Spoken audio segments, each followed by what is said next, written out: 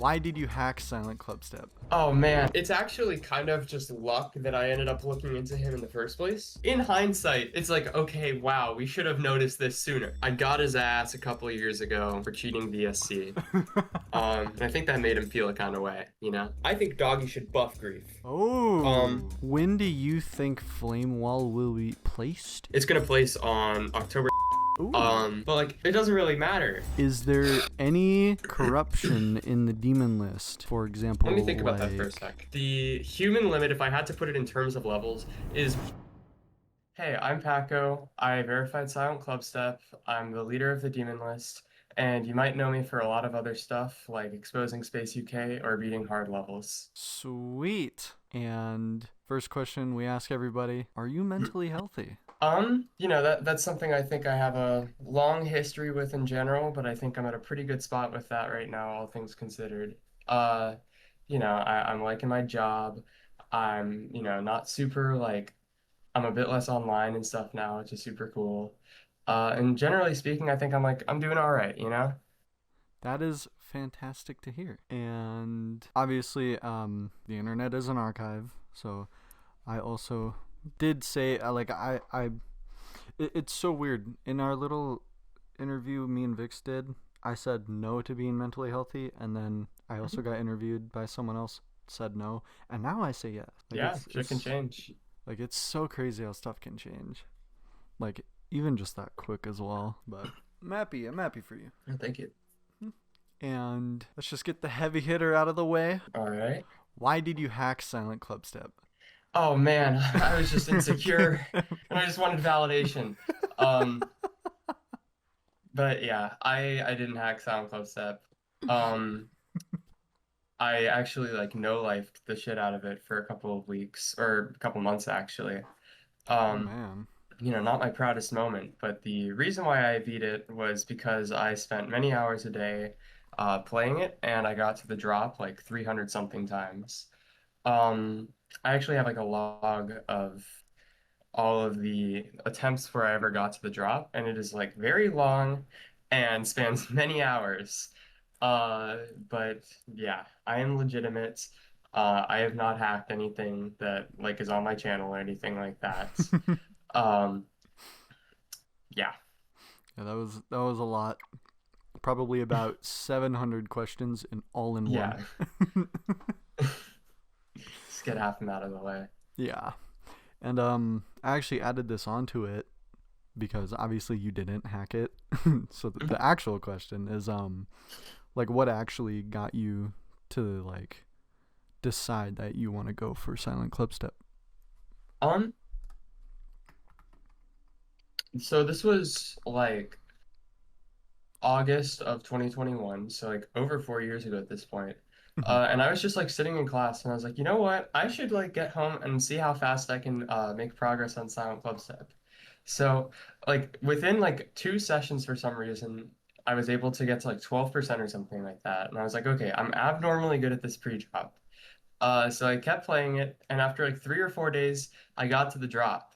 And it's like, oh my God, this was, it was completely out of nowhere. Like I got really lucky and stuff like that. But I was like, okay, I'm not gonna do it right now, but I'm gonna like put a pin in this and really strongly consider um actually going for the level because I had played the drop, like especially the first ship and then the duel at 65. Those parts Yeah. kicked my ass. Um and I legitimately like felt unhappy whenever I would watch the duel because of how like much I struggled with that part specifically. So eventually, this is like around April of 2022. At this point, Vision has 65%, which is a fluke from I think like 31 or something like that. Damn. And it's just me and him with progress. Actually, that's not true. I think Trick and Diamond also had progress, and maybe Parker. But I came back to it and very quickly I was able to like, start making progress and stuff like that. And I was like, okay, I should actually commit to this. So if you know who Blitzer is, she made me a sick ass thumbnail for the level. And I was like, okay, I can't let this thumbnail go to waste. This thumbnail is too fucking cool. So I, worked my ass off on it. streamed a few times, contrary to popular belief, um, and kept banging my head against the wall that was like 65%, and eventually, I actually got kind of lucky. I only died twice at 72, and then that was it for deaths past the duel, and eventually I ended up beating it. Damn. Yeah, I do want to point out that that thumbnail is really cool, by the way. Yeah, and there's a misconception that like I sniped the level for Vision from Visioner or something like that. And I do just want to take a second to clear that up. Hyperbola was the other guy with progress at that point, Hmm. and I had asked him before going for the level if he was cool with me like actually trying it out and stuff like that, and he was like, "Yeah, go for it." And then Vision at that point actually had less progress than me or Hyperbola. It wasn't until like that 8 month or so period of inactivity with the level where he started to like actually make headway with it. Hmm. It's just that his progress was like it hit the community a lot more than mine did. Ah. Yeah, I was definitely one of those people where it was like, Vision was robbed. Ah. Like pitchfork and torch in hand.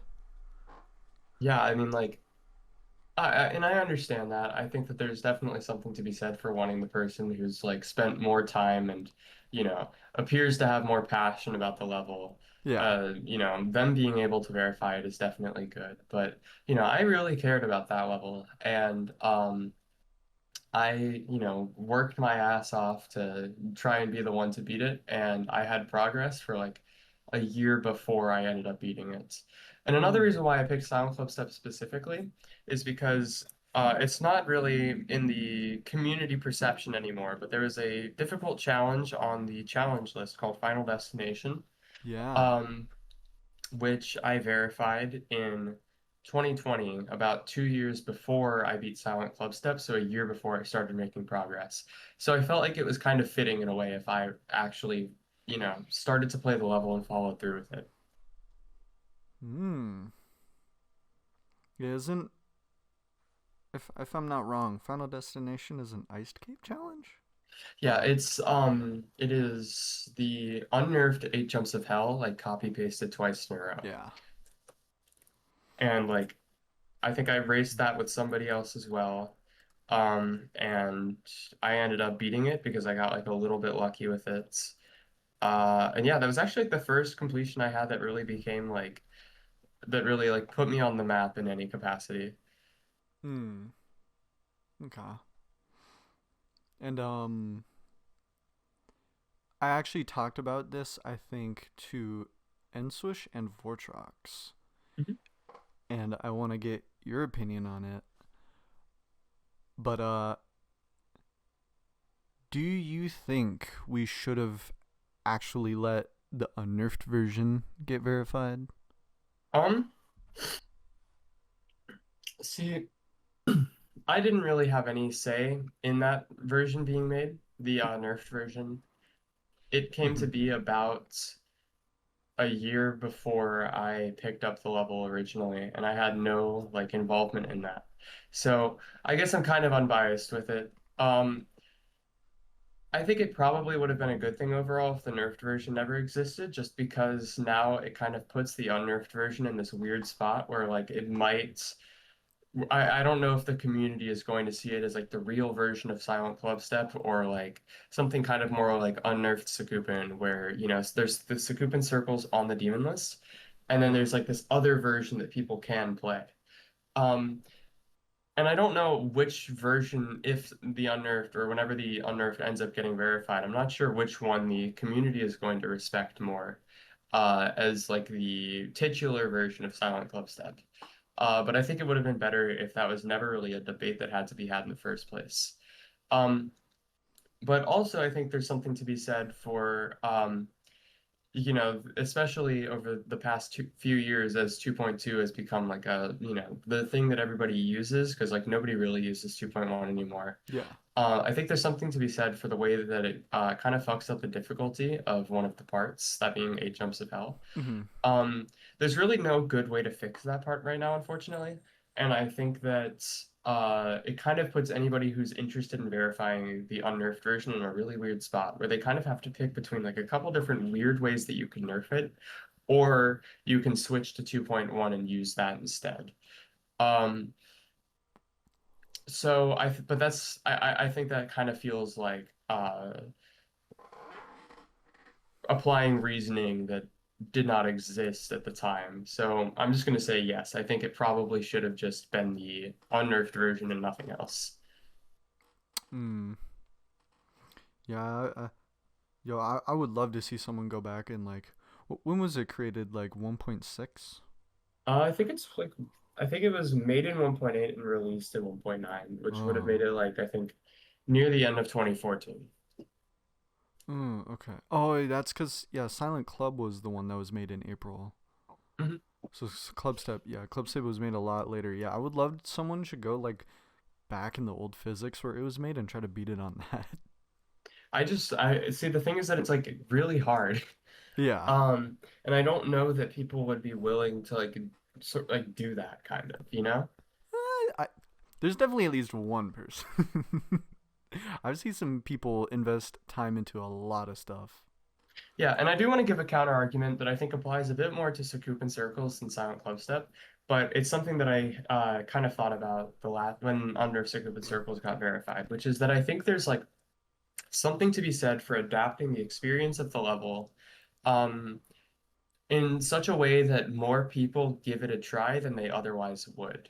And I don't think that Hmm. really justifies it or makes it like an outright good thing, but I do think it's a positive that comes out of these nerfs. Like I think unnerfed Sakupin Circles, if the nerfed version never got verified, would have been a lot less popular and a lot more despised than Sakupin Circles currently is, which has like I think over 100 victors on the list.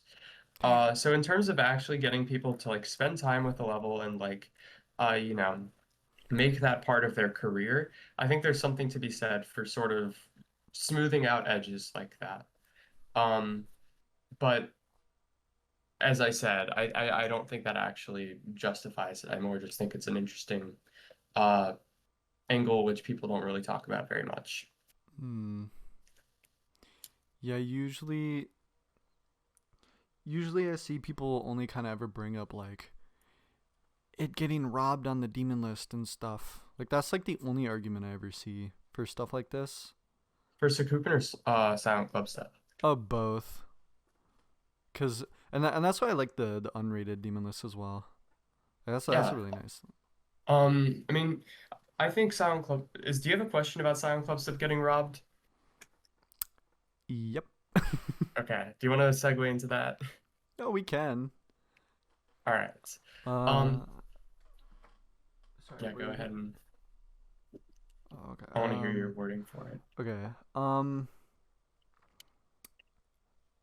Ooh. So I don't think I asked anything specifically about it getting robbed, but I did say, I typed it down as, do you personally think Silent Clubstep in hindsight was actually top one until Tidal Wave? Um, I don't think so. I think there's probably around a 10 or 15% chance that it would have been top one until Tidal Wave. Um, but I'm skeptical of that fact actually applying. Hmm. Um,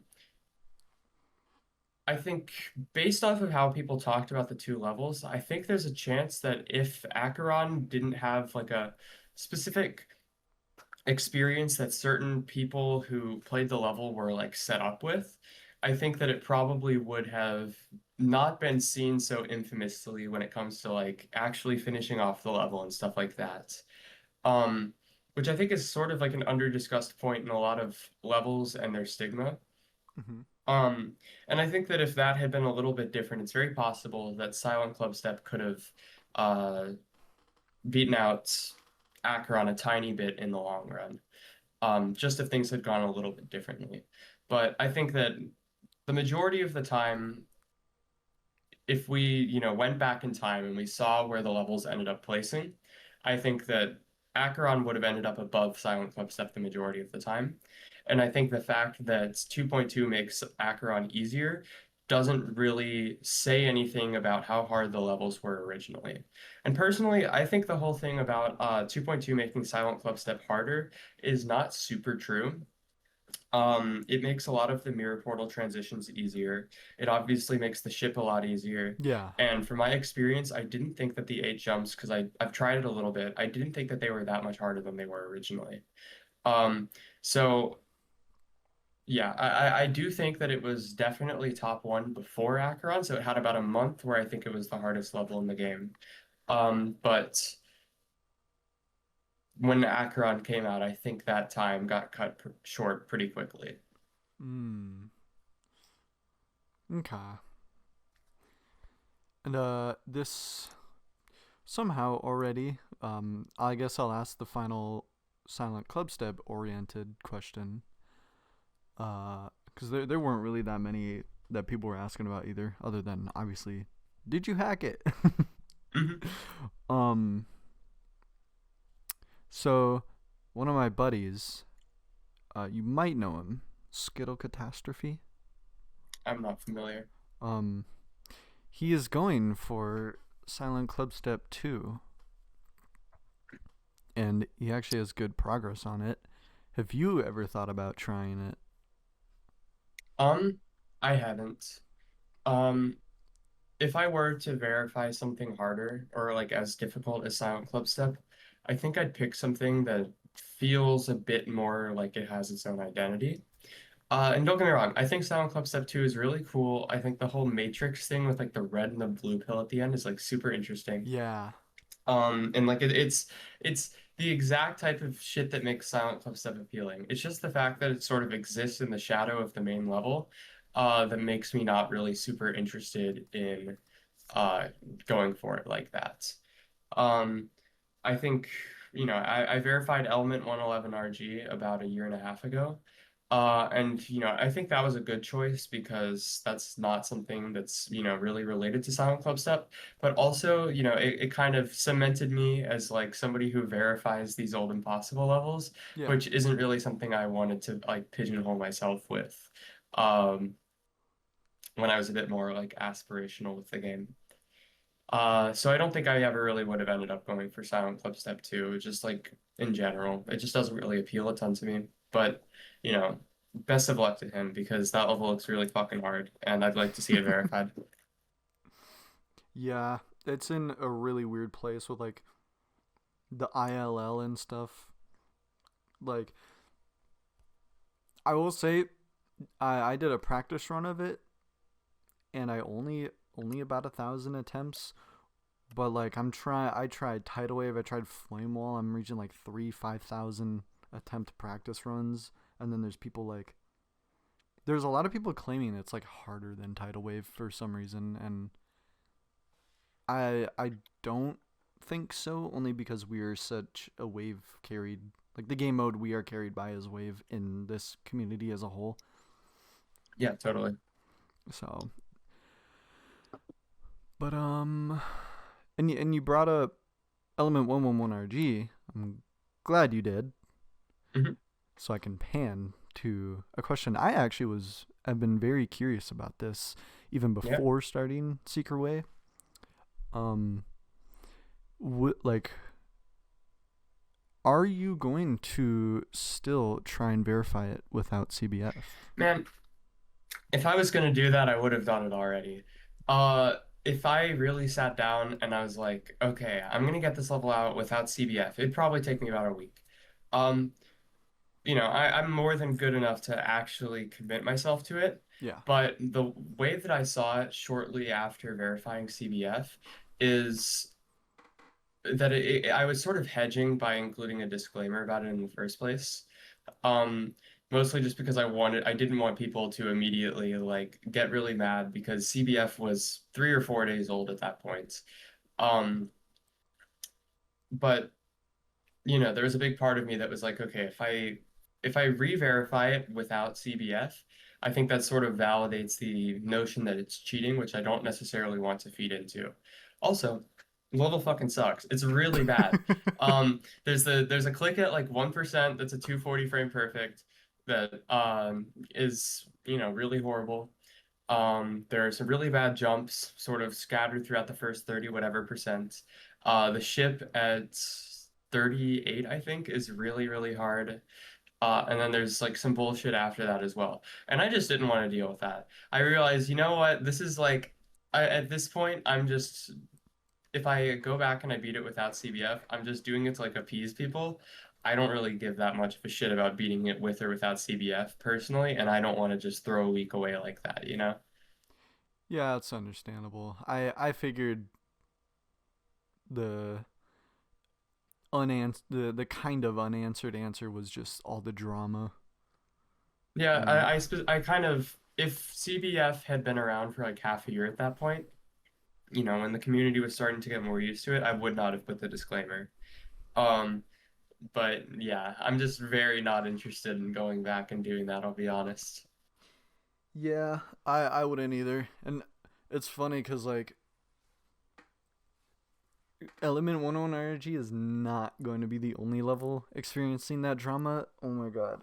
Grief. The Yeah, whole and we actually, the demon list, you know, we have some ideas of how to deal with that, that are pretty close yes. to actually happening. Oh. Yeah. Do you want me to segue into that a little bit? Um I guess yeah, one of the Yeah, questions so was like if there's anything going on. oh yeah, so there is. We've actually been working on that over the past week, getting stuff specifically set up for the like initial set of levels that we're thinking about nominating for this. But it's, you know, it's something that we've talked about for years, like just in general in the community about, you know, adding unrated levels to the list. And I think that with CBF being a thing, now is probably the time to do that. So, in the next few months, there's going to be a new tab on the demon list, which is dedicated to mostly levels that have been verified with CBF, but also unrated levels as well that we think that Mm. Rob has in some way, shape, or form like missed unfairly. Um, so the way that it's probably going to work, and you know, the details are obviously subject to change, is that we as the list team are going to nominate specific levels, which we believe have the capacity to be placed on the new tab. And we will pass those levels over to a separate group of people who we've already decided on, who are going to vote, okay, should this level be added to the list or not? And the idea with this isn't really to make the standards lower or anything like that. And in fact, my personal belief is that we should avoid making standards low as much as possible because we want people to like actually be interested in using and like actually trust the decisions of the levels that get placed on this new tab. Yeah. Um, so, you know, standards will be pretty high. The main point of it, I think, is kind of to just make it so that verifications and stuff in the top 10 so that people don't really feel compelled to like add CBF blockers and, you know, feel like they can, you know, I think it'll sort of stimulate top play a little bit more.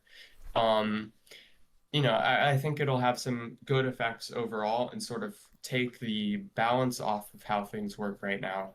Because the way that it works right now is that Rob specifically is like, I'm not going to rate anything that uses CBF for the verification, which means that if you are a creator uh, and you want your, you know, level to actually get rated and get recognized if it's hard, Yeah. then you have to compromise that, and your verifier cannot use CBF. And if the verifier can't use CBF, that means that they have to make the choice, okay, do I want other people to be able to use CBF and make this unnecessarily hard for myself compared to everybody else? Or do I want to change how the level works to either make CBF not work or make CBF as hard or harder than beating it in vanilla and put everybody on the same level?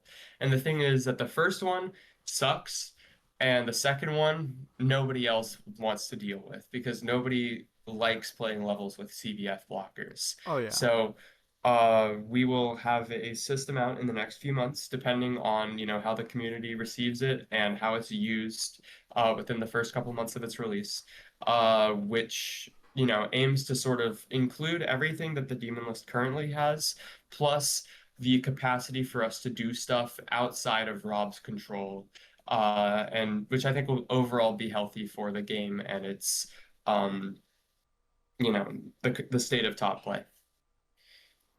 Well, that's that's quite interesting. I'm actually really excited to see that. And I know like one a talking point that I got told by a friend a while ago as to why it's bad is because of like the accessibility of CBF and all that. And like what if a level gets put on there that doesn't deserve to get uh rated, or it just pushes more levels out of the demon list? And I I kind of realized like because I'm a unrated demon list connoisseur. I really like the unrated Hmm. demon list and the idea of it. There's not a whole lot of levels on there that actually would get rated. Like I can think of I completely agree. Quantus and I think Centipede. there are like I've actually looked through that list to help with the initial set of nominations. Yeah. And there are maybe 10 to 15 levels which I think could actually get rated if every good unrated level got rated. Yeah. Um, I think that people overestimated a lot, and I think that there might be something where like people watch these unrated levels, they watch like a showcase on like full detail or something like that, and then they go look at levels on the list with like a low detail mode or something, and they go, "Oh, this full detail one looks better than that one." When the reality is that most of them just kind of look like shit. Um, and that's, no judgment there. I am not much of a creator myself, but I think that the rate system is a lot better at rating stuff than people give it credit for when it comes to hard levels. Even if it does take a little while for things to balance out eventually. Um, but like, yeah, we will be very conservative with the amount of levels that we add to the list. Um, because we don't want to make things harder for for players. We don't want to make the list move even faster than it already does. Um, we just want an opportunity to focus more on the harder levels. And in focusing for the harder levels, we kind of have to accommodate a little bit with easier stuff as well, as Yeah. far as adding them goes. Yeah. So I'm really not that concerned about that. I think I trust the people who are helping me with that project to make sure that the way that criteria and standards are applied is, reasonable and fair. And results in because the main thing I think is that we need to make it so that the community has faith in the subjective process of these levels getting added. If they think we're just going to add random bullshit, then Woke nobody's going to want to circles. spend their exactly. Then nobody's going to want to spend their time with this tab because everything is really unstable and it's possible and we're just going to clutter it up with stuff that people aren't really interested in, and like placements would get worse and it would have a bunch of negative effects, which I think we can avoid as long as we err more on the side of caution when it comes to placing stuff. Yeah. Yeah, that's it's a good way to go about it cuz I honestly can only name two off the top of my head that might get on there, and that's Quantus and Centipede. Really? You think Yeah. those two? Well, Centipede at least. Interesting. Centipede, I feel like Centipede's a good level. I think. That's I'm. crazy. Uh, That's see, this is the beauty. It's all so subjective. yeah, it is very subjective, and I think I think that's really good how it's a whole team behind that tab as well, because Mhm. uh, I take it you're not the biggest fan of Centipede, or I am not the biggest fan of Centipede, yeah, which is fine. yeah, Everybody's entitled to their own beliefs. yeah, exactly. Opinions Um, are awesome. yeah, opinions are awesome. Everything is subjective, and that's the other thing. People are going to be unhappy about decisions that we make with this tab. And one idea that I had was to give some sort of justification for why we feel a level is good or bad with respect to placing it on the new tab. Yeah, Um, I think that might be good just for giving more transparency in, what we are looking for and, the type of levels that we, you know, think the community would be happiest with overall. Um, but yeah, people are going to be upset about it, but people are going to be upset about everything. That And is I think true. people are already kind of upset that this is an issue that we have to deal with in the first place, like in that we have to wait for Rob to, rate stuff. Hmm. So I think we're all kind of interested in, moving past that. Everybody, just be upset at Rob Top. Exactly. But yeah, no, I like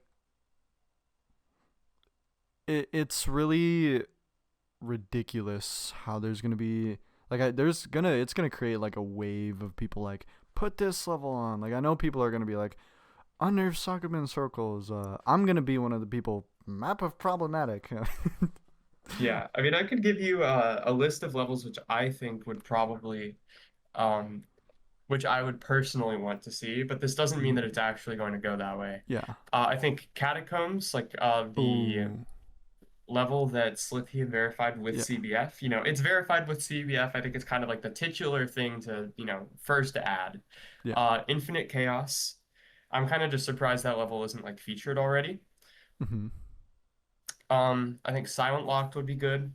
That's a I good think one. Based After Based would be good. That's also a really good one. The Brittany No Sclears one, I think that's good.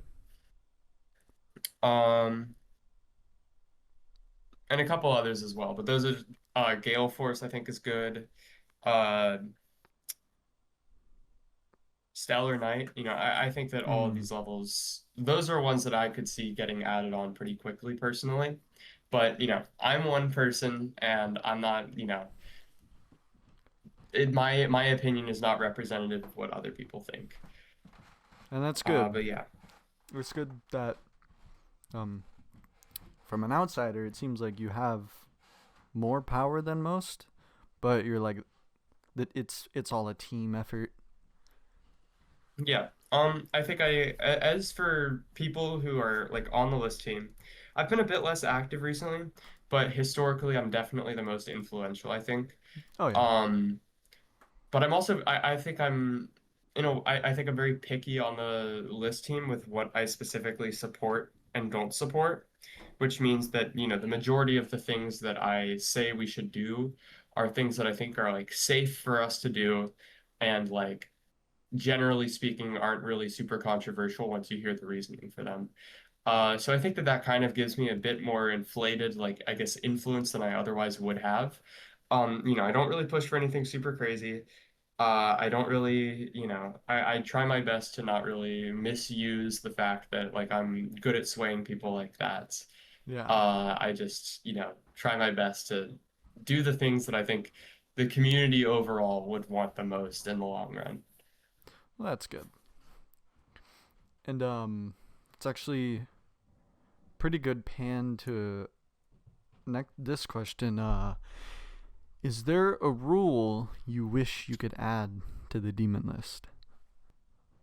I'm not really sure. Um, I can't really think of anything that would be particularly interesting or like major. Like I can think of some little things, but like nothing that's like super, crazy or anything like that. Mm-hmm. Yeah, I think I'm overall pretty happy with the state of like the rules for the demon list as they are right now. Um, and a big part of it is that like if I think something should happen, I can just kind of be like, hey guys, let's start a discussion about this, and I want to hear you guys' perspective. So things that I want to have happen, like have the opportunity to happen, just because I think the demon list is so good at like not so good, but I think the demon list is reasonably good at correcting course with bad things that we did in the past that, that there are better ways of doing.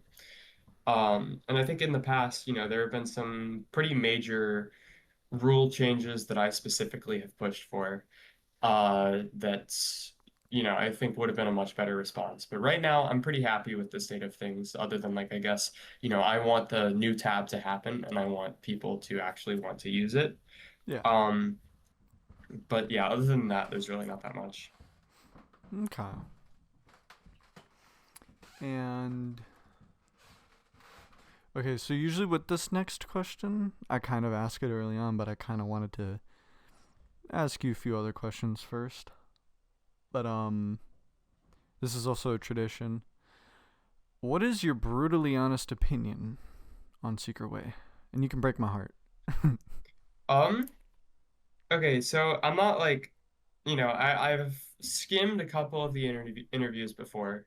Yeah. Um, I'm familiar with the fact that you guys do like YouTube shorts and things like that. I think that I like the way that you guys do things. I think that you guys fill a niche that otherwise doesn't really exist in the GD community right now. That being, you make very, I think, heavily optimized content that to me at least appears to have some substance to it. And you're willing to act like it seems like you're treating GD like it has the potential to, be a big um not source of revenue, but like that there's a lot to be done in terms of YouTube stuff for the what's it called? Community. Like I know you guys started like a new channel or something like that. The GD Explained one. Oh And I think yeah. that that's an interesting idea, I think it does a good job of putting GD like in the algorithm. And giving I think there's a lot of potential with that format. Oh God, there's a very loud car. Dang. Um, I think the interviews are cool. I personally like them. I think it gives a good opportunity for people to sort of, better understand people who they would otherwise not really have the uh opportunity to know much about, because I think that people in the GD community aren't super like they don't really wear their personality on their sleeves all that much. Um, Yeah. and that's not a good thing, it's not a bad thing, but I think that the content that you make right now serves a valuable purpose in letting people get a gauge on, these people. Yeah. So Mm, yeah, overall I'm a fan. I appreciate that. And I will point out um we have three channels, obviously, GD Explained, Secret Way, and Secret Way 2. The second I do want to say the second channel is probably the only one that's like 100% just about trying to make some extra money. Like Let me look that up on YouTube. Secret Way 2. I think it's literally just Secret Way 2. It's also Yeah, it is connected. Secret Way 2. Yeah. It's literally just Uh, like posting the clips and like gaining an mm, extra little bit of cash. Like that second channel I mean, I think literally there's is free. nothing wrong with it. I think it's really okay. This is kind of a hot take. I don't really have that much of a problem with showcasers as far as what they do in the community all that much. I think it's Yeah. really cool that people can like make a living out of this game. I know that like I don't know how much money X makes now, but I know in the past like there was a legitimately he was making a very substantial amount of money, enough to easily support him Damn. and give him good money to save. And as much as I understand why people don't like showcase channels and the fact that they sort of take attention away from uh, creators, I also think that showcase channels are kind of like that is kind of the contract that creators sign, is that, you're going to have showcase channels um, who, kind of shamelessly profit off of that content. And I think it's kind of just cool that GD has the capacity to let people make that money in the first place. And I totally understand if people disagree with that, obviously, because like, that's a reasonable response to have to dislike them. Yeah. And I do want to point out anybody that says it's about money, the Geometry Dash RPM is terrible. Yeah, it's Like not great. it 5 is good and that's generally bad for YouTube. Like it it does not make you that much money. It's better for like people like Nepesta. Like I talked to Nepesta about it, and he was like, "Yeah, I'm pretty comfortable where I am. A lot of my money comes from all the videos I've done in the past, which makes sense because he's very rewatchable of a content creator." Hmm. And another thing is like with showcasers, um, I will point out we almost fell into that. Uh, you do not make a lot of money from showcasing unless it's like Nexus with I Spy with My Little Eye 40 million views. Holy shit, does it have 40 million? Uh, I think last time I checked it, it was 38 million. Jesus Christ. Like it is. I don't know. Like 1 year of 45 million. You're fucking kidding 45 me. million. Jesus Holy Christ. crap! That's gonna. Is that the most popular showcase? That's probably I think one it's of. Skeletal Shenanigans. Oh, that one's the new most Oh popular. wait, no, it's not. It's not. That one has 18 million. But Well, yeah, that's still insane. that is insane. I kind Jesus. of can't believe that level ended up being so popular. Yeah. Or I always thought it would like. I wish what or how were one of those Sputniks levels. Like I know they were viral, but I wish they were more viral than they actually were because they are Yeah. impressive. I definitely prefer the first of those. I think that one was How. Yeah. Um, but yeah, I think honestly, I think it's just good for, people or for levels to be really popular. And I don't really mind. Oh my God. Okay, never mind. I found a YouTube short with 58 million views for Skeletal Shenanigans. Oh my god. Oh, don't even get me Wow. started. Anyways, um, I think shit hitting the algorithm with this game is kind of just good in general, and I don't really have that big of a problem with it. Yeah. It's sad how everyone always like pinpoints it to the creator trying to make money instead of like this game that we're all passionate about and love is getting more attention. And Mhm. that's really good.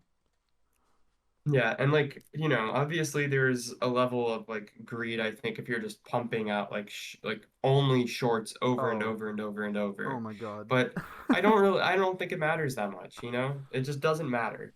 It really doesn't. Like get that bag, Like it's not my problem. Yeah.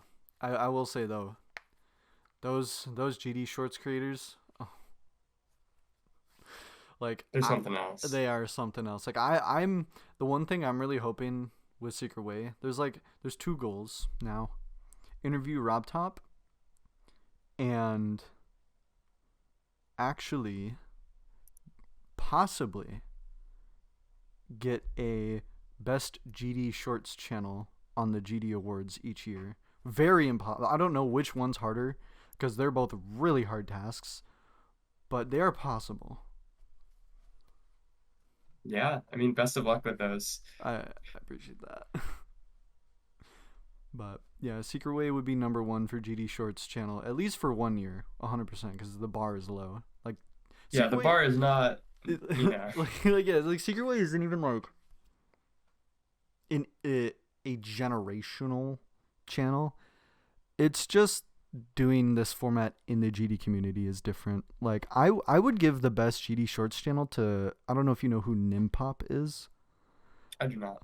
He did it with his own voice. Like there's clear passion in it. Like shout out to Nimpop. I've shouted him out like 5 times now. He does a great job. He loves this game clearly, and he's a great editor. He's a great guy. Um, he Yeah, deserves it more than we do, in my opinion. fair But enough. yeah, I would like to get nominated. That would be cool. I don't know if we'll get voted. I don't care if we get voted. Being nominated is all I care about. That would be fun. But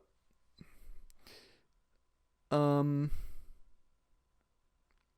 now I know I brought up earlier I have a lot of topics about Silent Clubstep. Hmm. I probably have more double the amount regarding SpaceUK. Oh my God. And we'll start a little slow. Okay. Uh a little subtle. Is there anybody with approved submissions on the demon list that you could call out that you think are hacking? Um, See, this is the thing, is that okay, I'm going to be very I'm trying to think of how much detail to give here, like how much would be bad. Um, Mm. I have a new technique for catching cheaters that I came up with about a Mm. month ago, that should in theory be able to put any hacked completion like to bed, basically. Yeah. Um, And, you know, there are, I don't understand it super well yet. I could figure out more about it and like, you know, I think I'd be able to answer this question a lot more coherently. But the other thing is, like, I'm kind of the only person who's motivated about this sort of thing on that even list. And right now, I'm kind of just not feeling it. Mm. So, if I have reason to be suspicious of anybody, um, in the future, you will probably hear about it in some way, shape, or form if I end up actually catching them. But right now, you know, I just don't really have the energy to look into a bunch of people who probably aren't cheating, you know? Mm. Okay. There was I guess I could talk about people who I've been suspicious about in the past. I was Ooh. very suspicious of Popoff for a while. Ooh. Um, and you know, it's very possible that he is cheating. I have not really tried. I've tried a very simple version of the technique that I'm talking about with him, but I have not done a deeper look into him in the past few months. But you know, when he first beat Tidal Wave, I was very suspicious. The way that he acted was just sus as fuck. Like, I asked him while he was streaming or something like that if he would be able to give me some like raw footage or like do a proof stream or whatever, and he like immediately his performance during that stream just fucking went to shit, and like he stopped streaming shortly after, if I remember correctly. And he was really weird about giving me his raw footage and stuff like that. And you know, I had him do like some higher proof standard stuff, and you know, it all seemed fine. But you know, there was a while where I was like, okay, this guy might be cheating. Um, let's see. Uh, I thought Lalik Lee was cheating at one point. It's a player from the Russian community. He's currently 20th on the stats viewer. I'm just looking Mm. at it right now. I thought he might have been cheating for a while. I looked pretty hard into him in I think 2023, but I didn't really have the resources to catch him if he was cheating. Um, let's see, Jesse Gaming, you know, obviously he did end up actually cheating, Yeah. um, which is cool. Let's see, who else?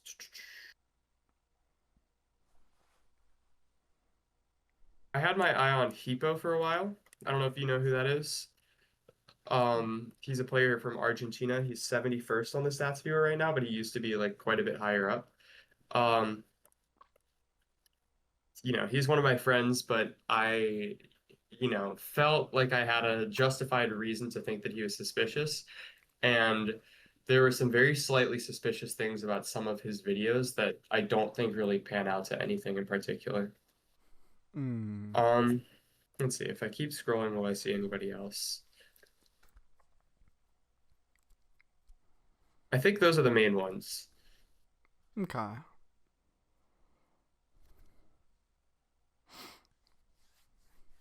So, obviously, bringing up cheating. Mhm. If you remember, I know it was over 2 years ago now. If you could retell the events that led up to you exposing SpaceUK in detail. So I can give a little bit of detail, but not a lot. Okay. So it's actually kind of just luck that I ended up looking into him in the first place. But do you want me to just go through the whole thing up until when he actually got like banned and shit? Honestly, yeah, if you want to. Sure. So, this was April, like the middle of April of 2023. Um, I, so some people have like hypothesize that it's because there was this guy named MSG who like hacked Silent Clubstep.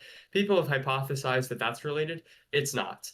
None of it, it was not anything that people would actually be able that anybody would know about. But basically, um, I had somebody let me know about a hacking technique which seemed good and, you know, threatening and things like that, but I had some ideas of how I would actually go about catching it. Um, so I took a look at Space's videos and I was looking for this specific hacking method, and he wasn't using this hacking method. But I thought that he was associated with the person who I knew had come up with that technique.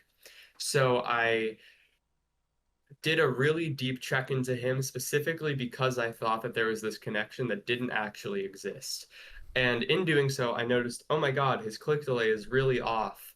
And there's that this is cause for suspicion. And Yeah. now at this point, and this is the important background for why Space got away with it for so long, is that we've kind of looked at a bunch of other things about uh, hacking techniques that like our methods at the time were geared towards a very like specific vein of hackers that space really wasn't, because I kind of assumed that that was such like a bad technique to use that nobody would actually think to use it. And as we eventually learned, someone very much was using it and it very much did have the capacity to work. Yeah. But our what we were looking for in hacked completions at the time, we did not have a ton of faith in click delay in general. And we were generally we were just looking for different things than what space was actually like doing. And so I, write down a bunch of the click delays in his various completions, and I bring it forward to like a group of people in the demon list and the challenge list, because we had a server that was pretty active at the time, back when the challenge list was a bit more like, I think, professionally ran. That was kind of like, let's let's combine our resources when it comes to looking into certain people. So I put it all there, and eventually, we put all of his records under consideration or something. We might have rejected them, I'm not sure. And we weren't really able to find anything super concrete other than the click delay stuff, because as I said, we weren't really looking for those sorts of things at the time. But so everybody eventually was like, okay, yeah, this is nothing. We're good to just, accept this stuff again.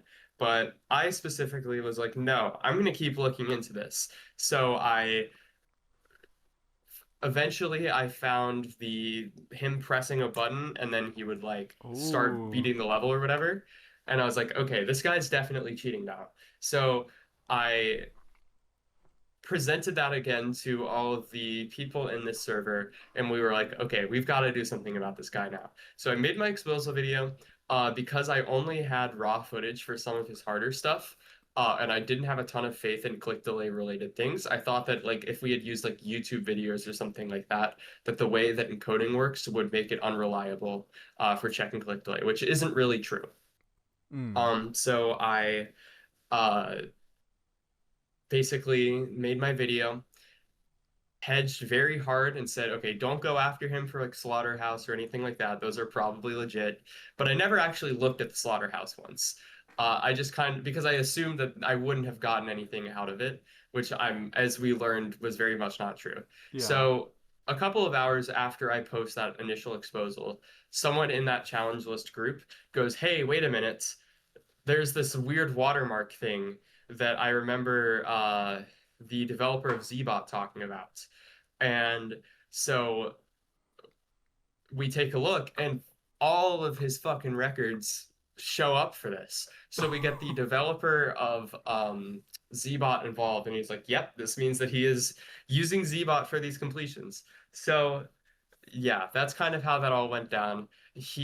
I think the stars aligned for him in a very good way to make him, viable for cheating for a very long time. Um, but I really don't have faith that someone like him could show up again, if that makes sense. Yeah. And it kind of sucks that the exposal that I'm like, will always be known the most for is something that didn't really require much critical thought or anything like that. And it was kind of just that I had a paradigmatically, um, poor understanding of how people would be cheating at the time. Mm. And what was going through your mind? Um, well, I was just like, sorry, my throat's kind of like, No, you're okay. There's um, dramatic. I kind of just remember being like, oh my God, we're gonna get so much shit for this. Like, we're fucked. Um, because like that's kind of the thing about it, right? Is that like it's really cool to like catch someone who's cheating, but also this is like in hindsight, it's like, okay, wow, we should have noticed this sooner. Um, but we didn't notice it sooner. Uh, and in fact, I remember one time I scared Space because I asked him for his Sakupin Circles raw footage because he had this weird little privacy setting on that would like cut his video whenever he would tab out or something like that. So I was like, Ooh. could you upload this again or something like that? And or like asked him for an explanation or something, and it ended up being completely unrelated to how he was actually cheating, so he got away with it. But I knew that the community was probably not going to be super fond of the fact that this cheater who very much was catchable if we had a better understanding of like how people were cheating, like the fact that he was able to dominate the community for so long. Hmm. Yeah, that would honestly scare the shit out of me. Yeah, no, and I didn't like it, and it's something that always crosses my mind whenever I think about like, oh my God, what if this really popular player is cheating? It's like, oh God, this is going to be so bad. But I feel like that's at a point now where if there is some, super popular top player who's actually cheating, I would hope that the people in the community would be like, okay, we would not have caught this on our own. Um, Yeah. you know. So I think space is definitely going to forever be the worst oversights of the list team's history, but I could be wrong about that. Yeah, it's like oh my god, could you imagine if Zoink was cheating? Dude, if Zoink was cheating, I don't fucking know what I would do. I I would would quit. be very unhappy. I would quit. I would just say Yeah, the y'all can fact deal with like this. exactly. I couldn't handle something like that. Me like imagine I don't know, like just exposing someone to Zoink's level of skill. Like it's similar with like exposing That's the someone other in thing like about Box it. Rush. With space, if I was wrong about him cheating, I was fucked. So I had to be like super, super careful, or like not careful, but I had to like think really, really hard. Okay, is there any possible explanation for what's going on here? And I've exposed quite a few people publicly in my time. Yeah. And that's always the thought that crosses my mind with it. Yeah. Is just like, oh my God, what if there's some freak explanation? So, I am very cautious about, who I will actually take the time to like do something about because of that. Yeah. Honestly, uh I just okay, this is going to be a hot take which is Mhm. actually kind of funny because it is a new segment. I'm gonna actually ask you later, probably after these SpaceUK questions, but I do want Sure. to point out I like that the SpaceUK thing happened because a I mean obviously we're like better with catching people. We're more hyper focused on it. We're more like okay, we should be a little more careful than we were. And B, I love the story behind it all. I think, okay, I honestly kind of agree with you. Obviously, should be clear, it is bad. You should not Yeah. cheat. Do You not should cheat. not try to make money from cheating, and you should definitely not try to be the number one player by cheating, right? However, it happened.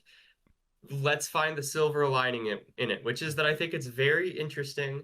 It is a super unique period of the game's history, in Mm-hmm. spite of everything. And I really don't like there's something to be said, I think, for such an obvious, like such a fundamentally unique best player for a while.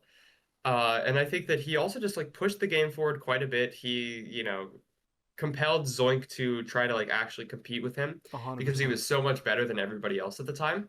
So I think that he, is responsible. He's definitely responsible for the demotivation of a lot of players, but I also think he's responsible for the motivation of like the best player. Uh, and then also I think verifying Slaughterhouse, super cool level, super iconic. I'm really glad it ended up actually being top one for a while, because I think it was a good thing for the game overall, to have such a level at the number one spot for a little bit. Yeah. Yeah. Slaughterhouse has a lot of aura. It does. It's true. But man, I don't know what space question to pan to. And it's funny. It's like this space thing was so big that with like if he was never cheating, I don't think we'd ever like describe time periods in Geometry Dash with the period that SpaceUK was hacking. Like Yeah, like if I say the period that SpaceUK was hacking, it's so obvious what era of the game I'm yeah, talking about. Like he really defined a moment, like a good year and a half period in the game's history, and I think that's honestly kind of cool. yeah. And before we go to the next question, remember what Paco said, guys? Do not hack. Do not Do not do hack. not try to do what Cheating he is did. bad. You'll probably get caught. Yeah. Uh, if it really comes down to it, I'll figure it out, you know? Yeah. Or you could be like Frank Abagnale. You could be the Frank Abagnale of Geometry Dash, where you become a hacker with a new method that nobody knows, and then you become like a moderator. Ooh, that'd be pretty cool. That would be really cool backstory. Yeah. But I guess we'll just because this one was asked quite a bit by a couple viewers. Thoughts on Space UK playing again? I don't really care. I figured. Um, I just, in general, this is something that's gotten me in some hot water, like personally, with like friends and stuff like that, not like the community. I Yeah. just like don't really have that much of an issue with like people, you know? I just don't really have it in me to get super pissy about like specific individuals or the things that they do or anything like that, you know? Mhm. Um, I have faith that Space would not do that again. I think it's people are justified to feel however they want about him. My personal perspective is, he's just living his life. The way that he handled it after he got exposed is kind of about how I would expect anybody in his shoes to react. And clearly I was talking with one of his friends who told me that he was trying to get him for an interview and he specifically refused because he just didn't think that the community needed to, see him or anything like that. And Mm. to me, that showed character. And when I heard about that, I was like, you know what? It's fine. I would rather he never have done it in the first place, but I don't have an issue with the guy. I don't care that he's playing the game again. I just, you know, all of my issues that I have with space are more just I wish he had not done this thing 3 years ago, and that's not really. I just don't think that's worth holding against him. Yeah. Yeah, I honestly agree. I I don't forgive. Well, I do. I do. Okay, I don't forgive, but I do like the idea of moving on and kind of seeing the progression in people about things they've done. Obviously, there's some exceptions with like guitar and grazing, but with like space, it's like after doing the interview and talking to him now and like spoiler alert, I bought him the Wooting. Like I'm kind of the reason why he's still playing. Oh wow. um, well, I wouldn't have Z's for him, so apologies if anyone hates that he's coming back. I'm kind of an enabler. I apologize, but I do like how he is kind of back in a sense where he's putting himself through something that he didn't go through, but people thought he did, like going through Acheron, and that's really admirable. Like Yeah, he's I think it's if he actually goes back and he does all his completions and shit, I think that's cool as fuck. yeah Um, I was kind of banking on that eventually being something he did anyways, just because like levels get easier over time. And I think that people don't really acknowledge that fact all that much. Like it is easier to beat all of the things that Space has beaten now than it was in 2022 or whenever he was yeah at his peak. Um, so I hope he does. I think it'd be pretty cool. yeah it would be really cool, and just generally like he does seem like he actually enjoys the community. Like he's not. I invited him to this server where they're just trying to fill it with people in the GT community. He instantly left. Um, because Space. yeah, space. Because someone pinged him and said something weird. But Yeah. I do think he actually like cares about the community over the game. Hence why he's probably why the reason he's going for Acheron. Because he doesn't need to, but he is, and that's pretty cool. Yeah. It's as I said, I wish he had not cheated years ago, but like he has, and there's not much we can do now. Yeah. And you briefly mentioned how you did scare him before he got exposed. But were there any suspicions before you Not actually really. committed? The way that he talk, this is the thing about space, right? Is that he this is like he was not very good at cheating mechanically, if that makes sense. Yeah. Like if he tried to submit something now using the technique that he used before, he would get caught very quickly. Um, right? But the thing about space is that he was very, very good at talking like a legit player. Um, Yeah. as somebody who was pretty undebatably like a top player at that point. Um, I felt like he was part of that circle that I was also in. Like on a fundamental level, he seemed to like understand how experiences with levels worked. He seemed to like understand um fuck, my throat is I like he am. just did a bunch of things that to me gave the illusion of him being like very in the know about like what it actually feels like to be a good player. And he carried himself, and I've talked with other people about this, he carried himself in such a way that nobody really doubted the fact that he knew what he was talking about this stuff. Um, and as we've learned, obviously not the case, Yeah. but yeah, he did a remarkably good job at coming off like a legit player, coming off as like one of us kind of. And I think that that's really how he was able to get away with it for so long. As far as people like go, like if he had never been cheating at all, I think he would have been one of the most legit seeming players in the whole top play sphere at that point. Um, just because like the way that he played things, he made a couple of like nerfed versions of levels and stuff like that.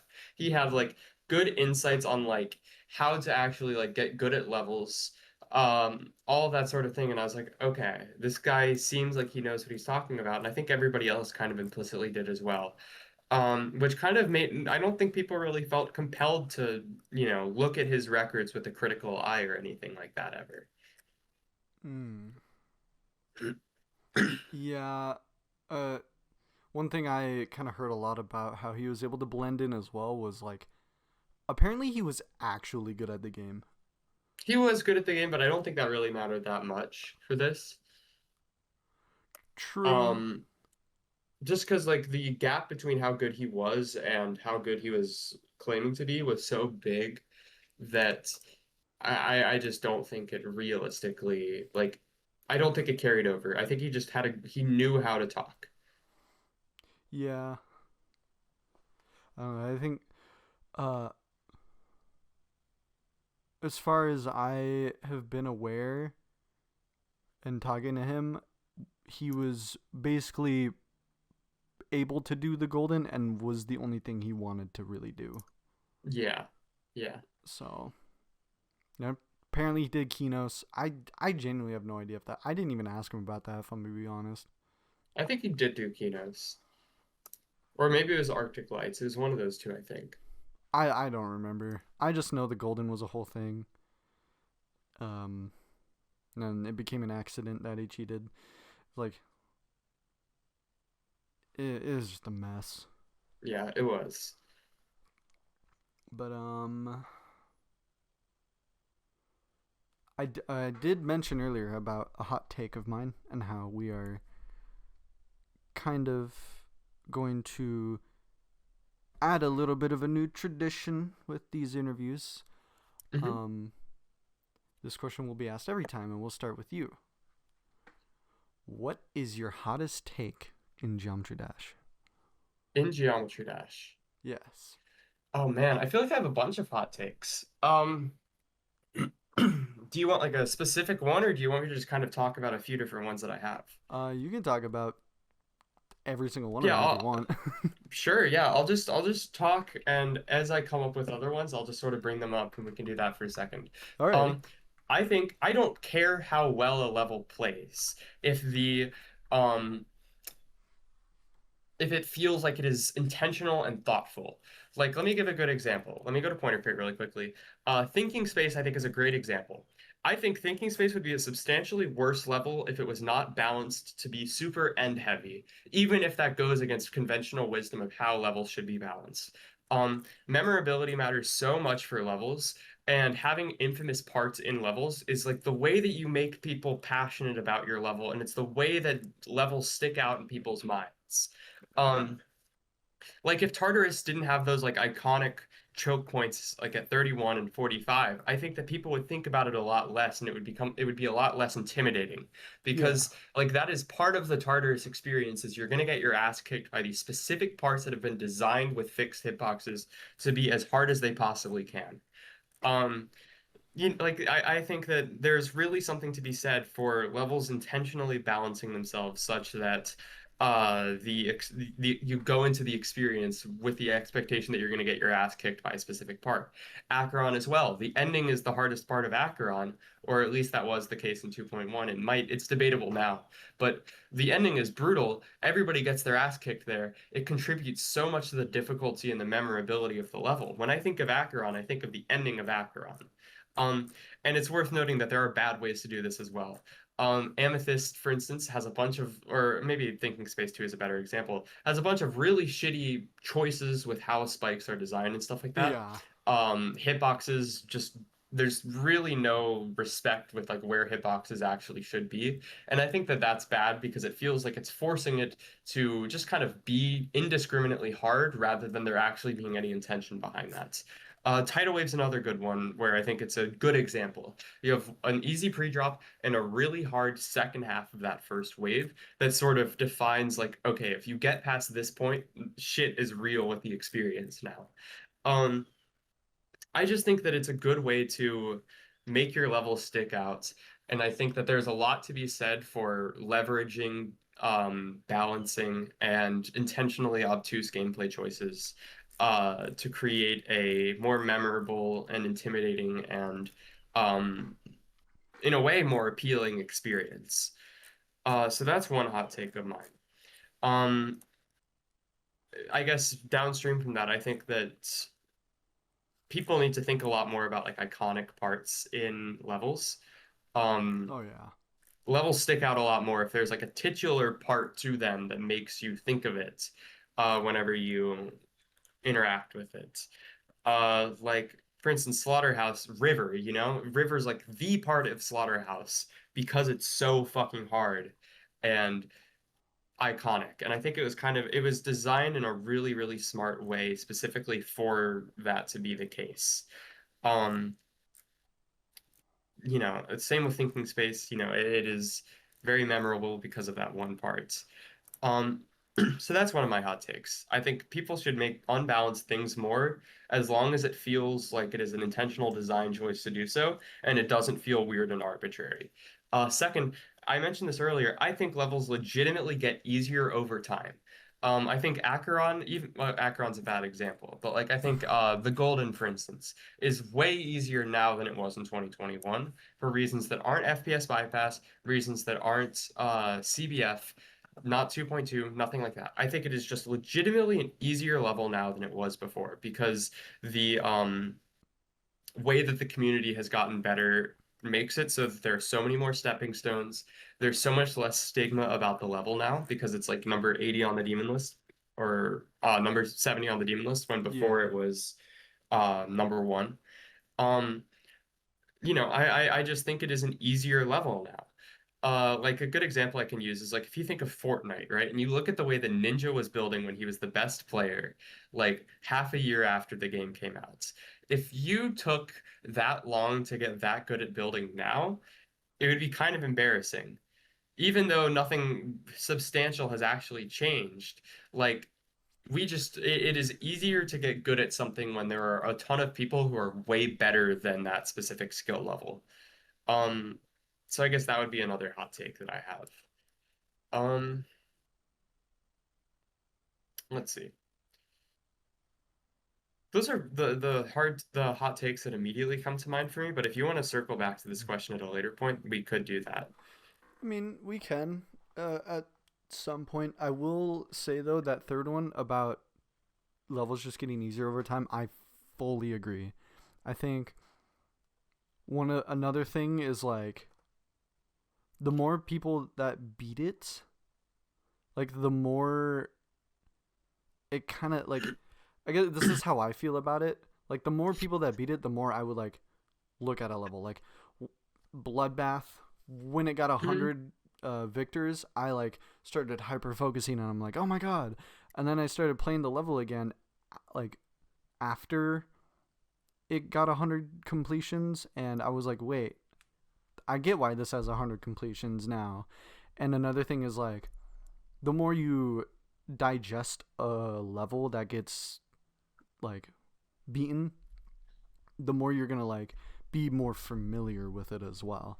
Like Yeah, and I think that's a good point. yeah, like I can think of every part of Bloodbath one to one in my brain right now, but I can't do that for Thinking Space. I can't do that for Tidal Wave. I can't do that for Amethyst. And maybe a year or two, maybe even 5 years if it takes that long down the line, more people will be able to kind of think of every part of these newer levels. And it's the same thing with, like you said, with the golden. Like I'm so much more familiar with the golden now in my brain than I am 4 or 5 years ago. Yeah, I'm trying to find I saw an interesting statistic that I am looking for right now. So in 1954, the first person ever ran a 4 minute mile. Mm-hmm. And before that point, it was thought to be maybe even physically impossible for the human body to do that. That there was no way that somebody could break that 4 minute barrier and actually run that quickly. Um, so for a long time, people have been running for millennia, but it wasn't until 1954 that somebody first did it. And now, in the advent of that, there were no huge changes to, technique or anything like that with respect to, fast runners, Yeah. competitively speaking. But after only 3 years, even though it took millennia for people to get up until that point in the first place, within 3 years of him breaking it, 16 other people broke the 4 minute barrier. Damn. Um, and now it's over 2,000 people. And there's something to be said for, obviously it is a bit harder. Like it is, people have better technique and, better gear and all that stuff and a better idea of like how they should be running. There's a lot more of an industry around, uh, sort of like how CBF and stuff like that works. There's a lot of ways that we've made the experience of running more advantageous for people trying to, run a 4 minute mile or beat a top one, Yeah. right? But within 3 years, 16 people follow suit when there's no time for those benefits to actually happen. It's just that when a barrier gets broken, people go, "Oh, I can do this too," and then they start. It happens for other people as well. Um, and I think that, that's a really under discussed point when it comes to stuff about top play is just the fact that, once a bunch of people start doing something and it becomes kind of normalized, like beating Bloodbath or beating Tartarus or the Golden or whatever, Yeah. it becomes a lot easier for other people to follow suit because they recognize, hey, this person who's as good as me was able to do this. Therefore, there's nothing stopping me from doing it either. So yeah, I do honestly think that levels get easier over time, and the main mechanism for that is kind of like what you were saying about the monkey see, monkey do, you know? Mm. Okay. That's a lot. That is a lot to digest. I don't know That's fair. that that study though. Like it does make a lot of sense. I guess it's also like it kind of made me realize it. Oh, how do I put this into words? It's like everyone as a whole is mind blocked, and then once in someone's brain it looks like, oh wait, this is possible because someone did it, that also could be a motivator. Like there's so many Exactly. factors. GD is just such a mental game. Yeah. Like if GD were not a mental game, I think Zoink would not be the best player, not even close. It's just that it's such a rare combination for someone to improve so quickly and to have the mental game needed for being such a good player, and I think that's a big part of why Zoink is like where he is. Yeah. That's without a doubt. But I guess we can go back to space for a brief moment. Sure. Could space ever get unbanned from the demon list? Um, Probably not. That's not because it's my choice or anything like that, but I think a lot of people on the listing feel very strongly about this, um, and think that someone who, damaged the credibility of the list so much Yeah. and, fucked up the community so much and was obviously so, I don't want to say pathological, but someone who kept it up for so long, and even when he was obviously seeing the way that it was impacting people around him. I think that people just don't want to grace that with an unban. And that's not to say that like I personally agree with that or that I think this is the way that things need to be done. However, um, just based off of my understanding of how other people tend to think about these sorts of things on the list team, it just doesn't seem very likely for me. Okay. And I think, yeah, that is the last question I have about space.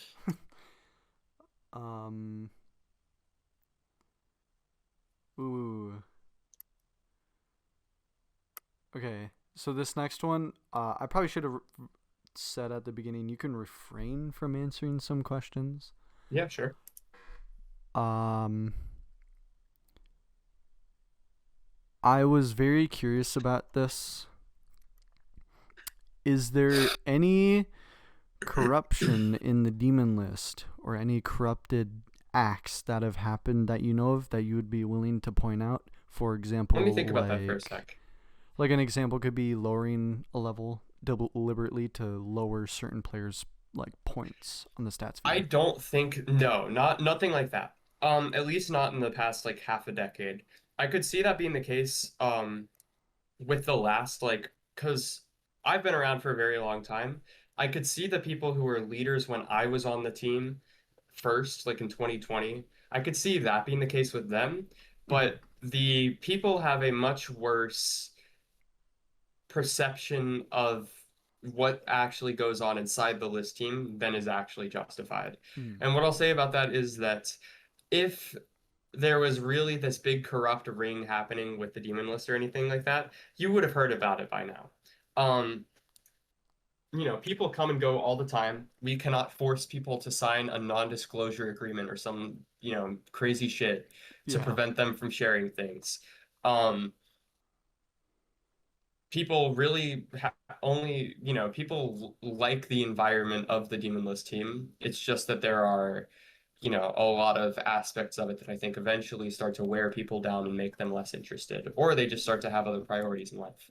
Um, Yeah. but as for corruption, I think it is remarkably clean.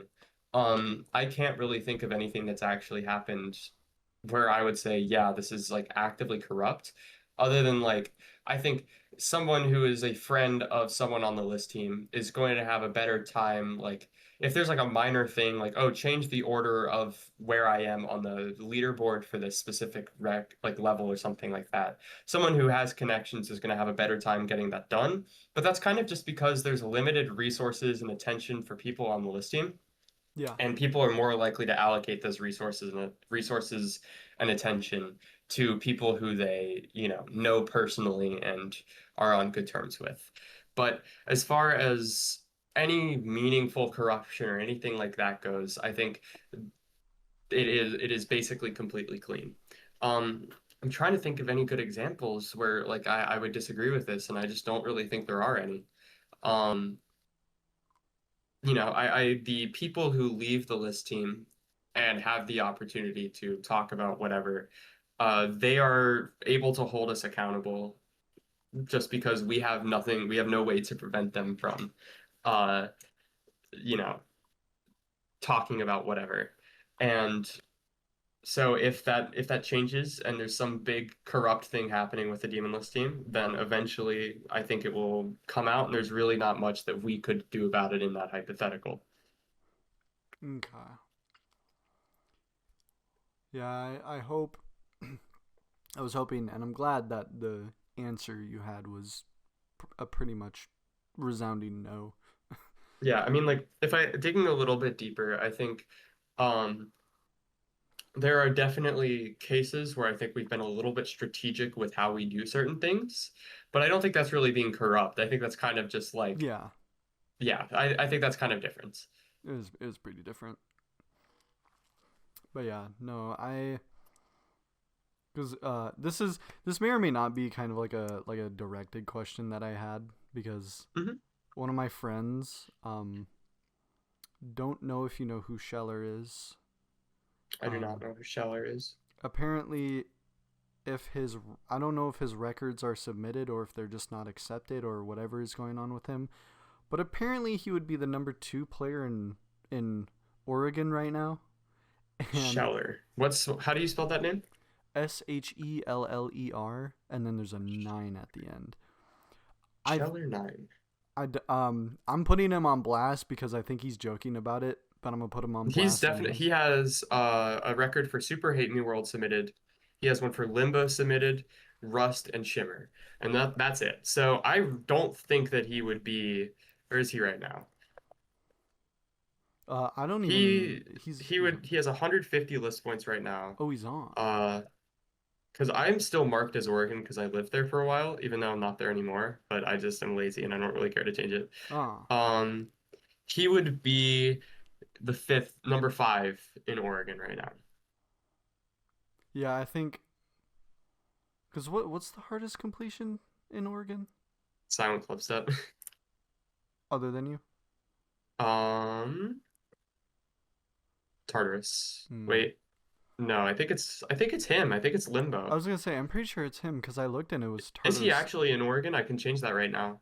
I honestly I'd have to ask him, but um, you heard it here, Scheller. Asked just for you. Paqoe doesn't even live in Oregon, so you can shut up. No, he definitely jokes about that a lot, but it was also Yeah. because he kept joking about it. It made me like think like I could Hmm. ask like if there Yeah. is any corruption or not. Because No, this, there is no corruption. but yeah, I'm glad that there's no corruption. Is good. That Hmm. I'm really glad that your answer to that was no. Well, I'm kind of, I feel like if there was, I would probably kind of answer the same way. I mean, probably yeah, but I don't know. Either way, the fact that you're willing to try to look into your memory to see Hmm. if there's any pretty commemorable. But Yeah, thank you. yeah, and um, I forgot I added this. Do you know who Conix is? Oh, of course I know who Conix is. Can you give me the context behind you apparently flirting with him? He's just saying shit. I've Okay. never flirted with him. Um, I got his ass a couple of years ago for cheating VSC. Um, and I think that made him feel a kind of way, you know? But no, I have not been flirting with Conix. I am not really interested in anything like that. All right, I'm gonna go to him about this too. It's okay. Yeah, go for it. Thank you for this interview. I'm gonna use this to go to people personally. I'm gonna Yeah, embarrass them. totally. Yeah. But I did mention earlier, uh, I brought up how I have a little activity that I wanted to do. Oh boy. That I think with all people, you would be one of the most interesting ones to hear about this or to Okay. like hear your opinion on this. Creating a GD Mount Rushmore. Okay. So Creating there's a GD Mount Rushmore. How many people? um so there's two different criteria. There's either you can do four Mount Rushmores with one topic on each of them, or you could do one with one individual person on each one, or you can do both.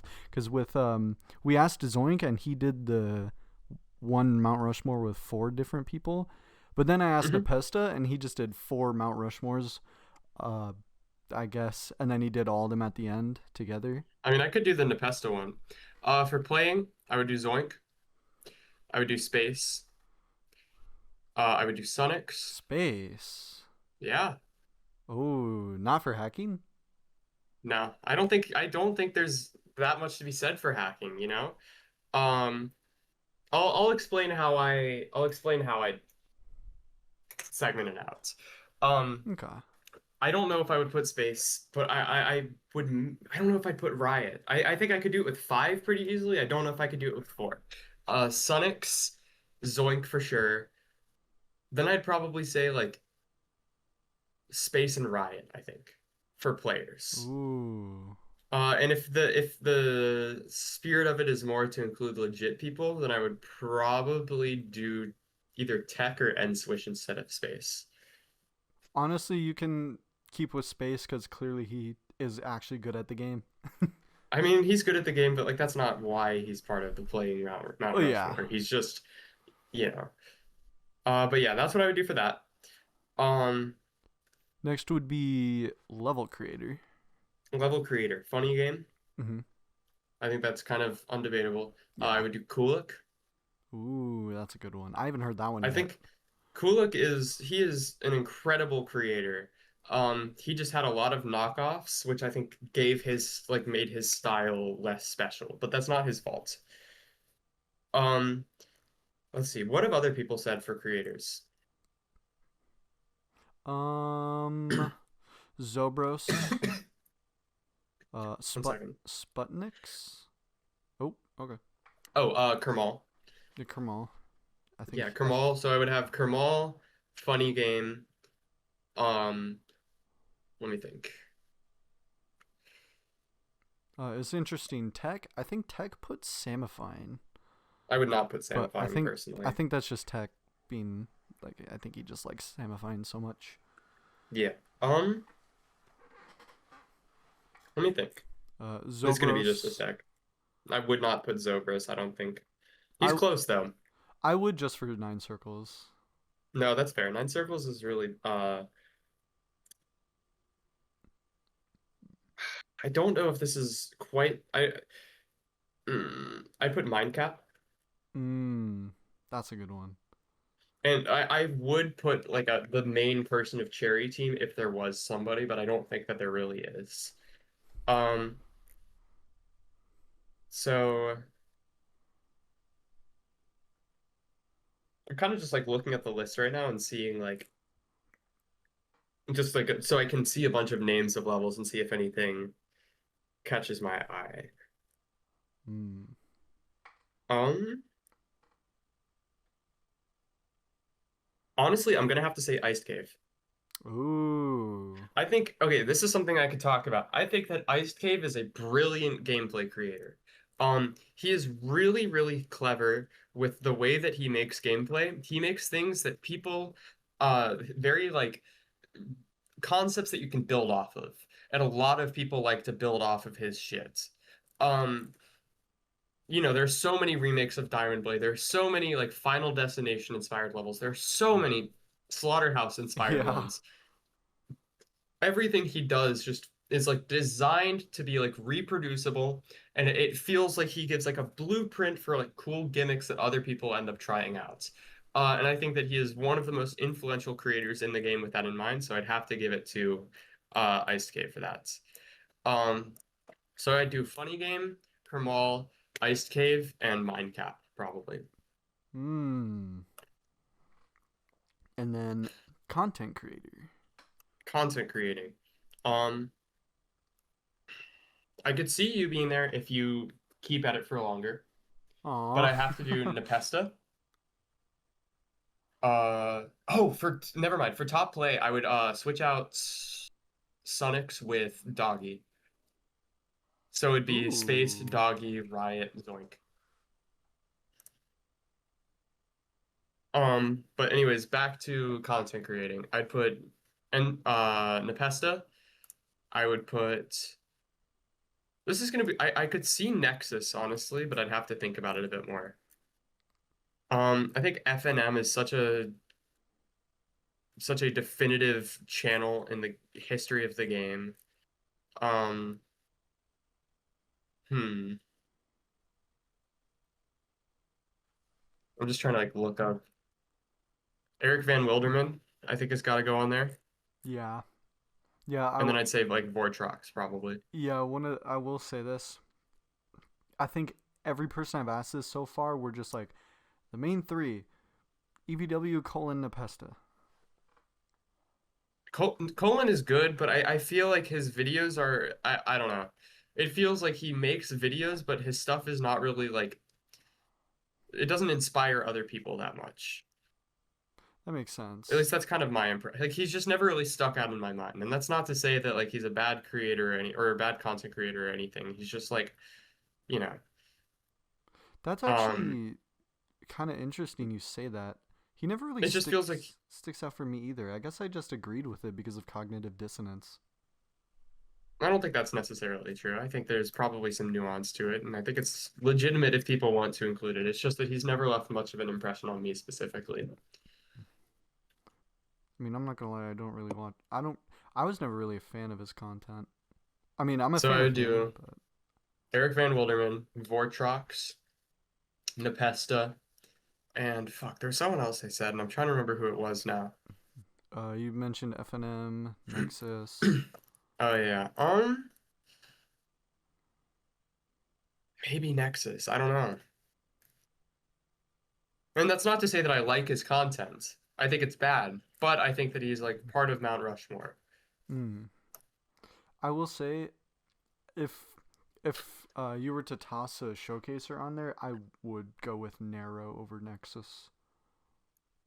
You think? I would put Yeah. FNM over Narrow personally. The only It's reason more that why, Nexus was really big before that point as well. Like he yeah, was huge in like even back in like 2019. that is true. For me, it's just like I feel like Narrow. Sure, he had like that hacking thingy and didn't really do anything to Hmm. fix it, but I mean, Abyss of Darkness, the new top one challenge. I forgot what Illusion of Hell, and then Tunnel of Despair, and then the showcasing. Like Narrow has done a lot more than Nexus, I would say. You think so? I think so. I don't really know what Nexus has done though, outside of just showcasing. I'd have to think. I mean, he did verify Crazy 3, which at the time, I guess, was seen as an extreme demon. Yeah.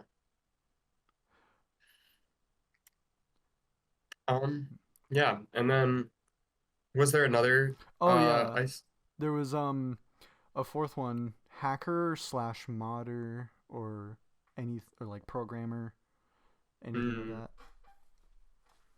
um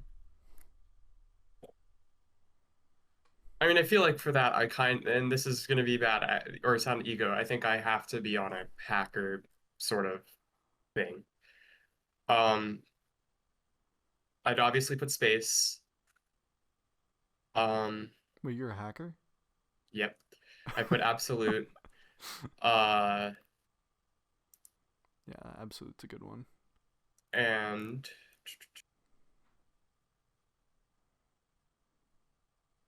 who let me look something up. Maybe Sizzy. Um Oh yeah, for CBF. yeah. Uh maybe HJ Fod actually. He's the lead dev of Geode. He's made better at it, GD share. I think I'd probably have to put him. Um Hmm, yeah. that's actually I like the hacker slash programmer one because there's a lot of varying answers. Because Tech, he said I know one of them he said something Pi. I forgot his name. He's the one Powered by that, Pi? yeah, powered by Pi because he influenced the Pi Pass. Yeah. That's a good one.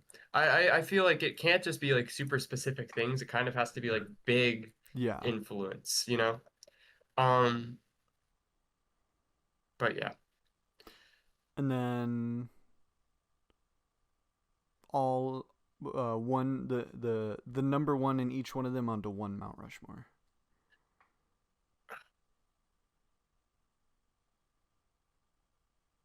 We'll start Man, with Pi. I'm not gonna do it quite like that. I'm just gonna think about it like, okay, I think Doggy has Mm-hmm. to be there.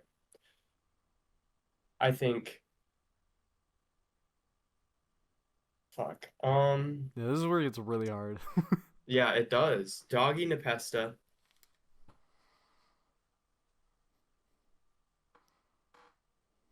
Kermal. Ooh, that's a. No, funny game. Oh, I was gonna say that would be a really interesting one. That would be an interesting one. Doggy, Kermal, Nepesta, and You mean funny game? because I just don't think that the hacker programmer ones are as influential as like the creator ones, for instance. Yeah. Um, Honestly, I'm gonna be honest with you. The hacker one was just filler because there's that's four fair. heads. Yeah. Um,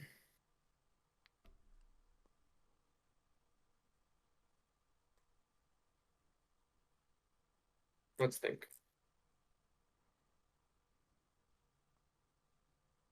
Put our thinking caps on. Who did I say for creating again? I said funny game, Kermal, and who else? Funny game, Kermal. Um. Oh, for level creating. Mind cap. And there's one more. Iced Cave. Ice cave. Yeah. Um, I think people underrate Iced Cave's influence a lot. So I'm gonna say Doggy, Nepesta, funny game, Iced Cave. Hmm.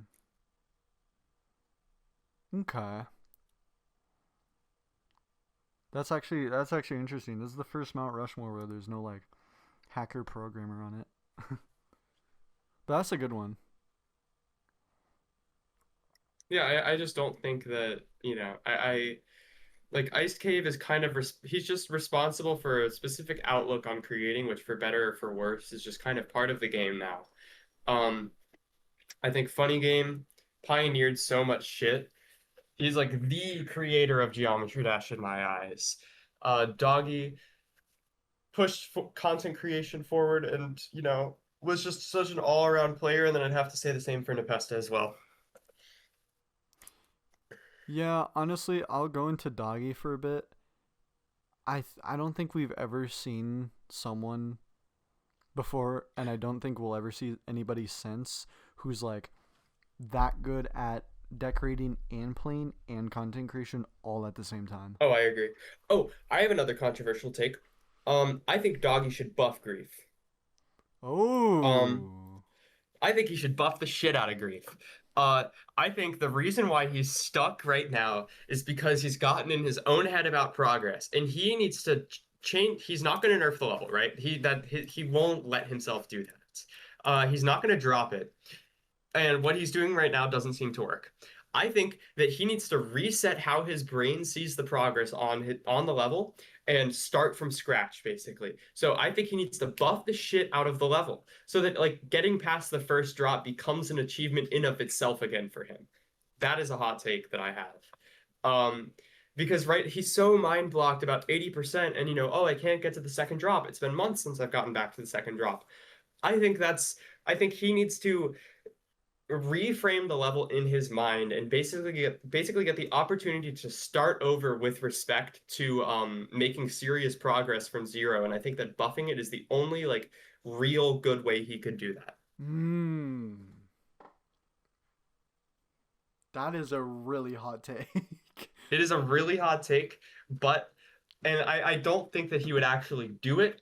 However, I think that if he had buffed it like 6 months ago, he would probably be on pace to beat it sooner than he is right now. Damn.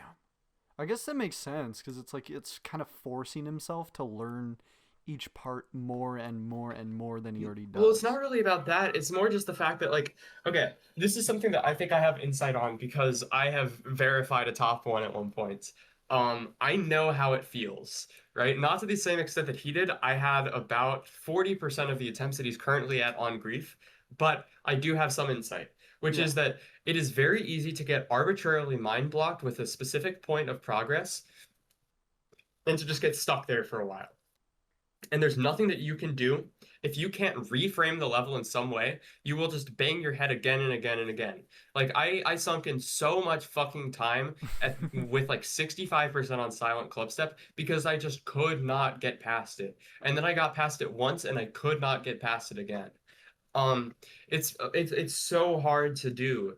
Um, and if you have the opportunity to make it so that your brain stops seeing a specific point as like this is the wall of progress, this is where I cannot get past, then I think it becomes a lot easier for you. It basically it gives you the opportunity to like re-roll your experience with the level and give it another shot if you think that you've gotten unlucky. And obviously, it comes with the expectation that he is not going to suddenly fluke the level or anything like that. He's going to be in it for the long haul. That's a guarantee. But he already seems to be, and there's no end in sight like there would be with if he re-rolled it, I think. Ooh. Okay. Yeah, that honestly, I can see that. I think it's very interesting with Doggy though because he is like I mean obviously the community sees him as either the fourth best actual GD player or like more closer to the top 10 than he is like on the stats viewer, and Hmm. he's like one of the few that's so high up with the least amount of like level experience. I mean, I don't. This is the doggies, and this is like doggies skill as a player has never been his raw skill. He is a very determined player, and that has pushed him much further than pretty much anybody else would be able to push themselves. Yeah. But I don't think that he's the fourth best player. I don't think that he's really in contention for the fourth best player.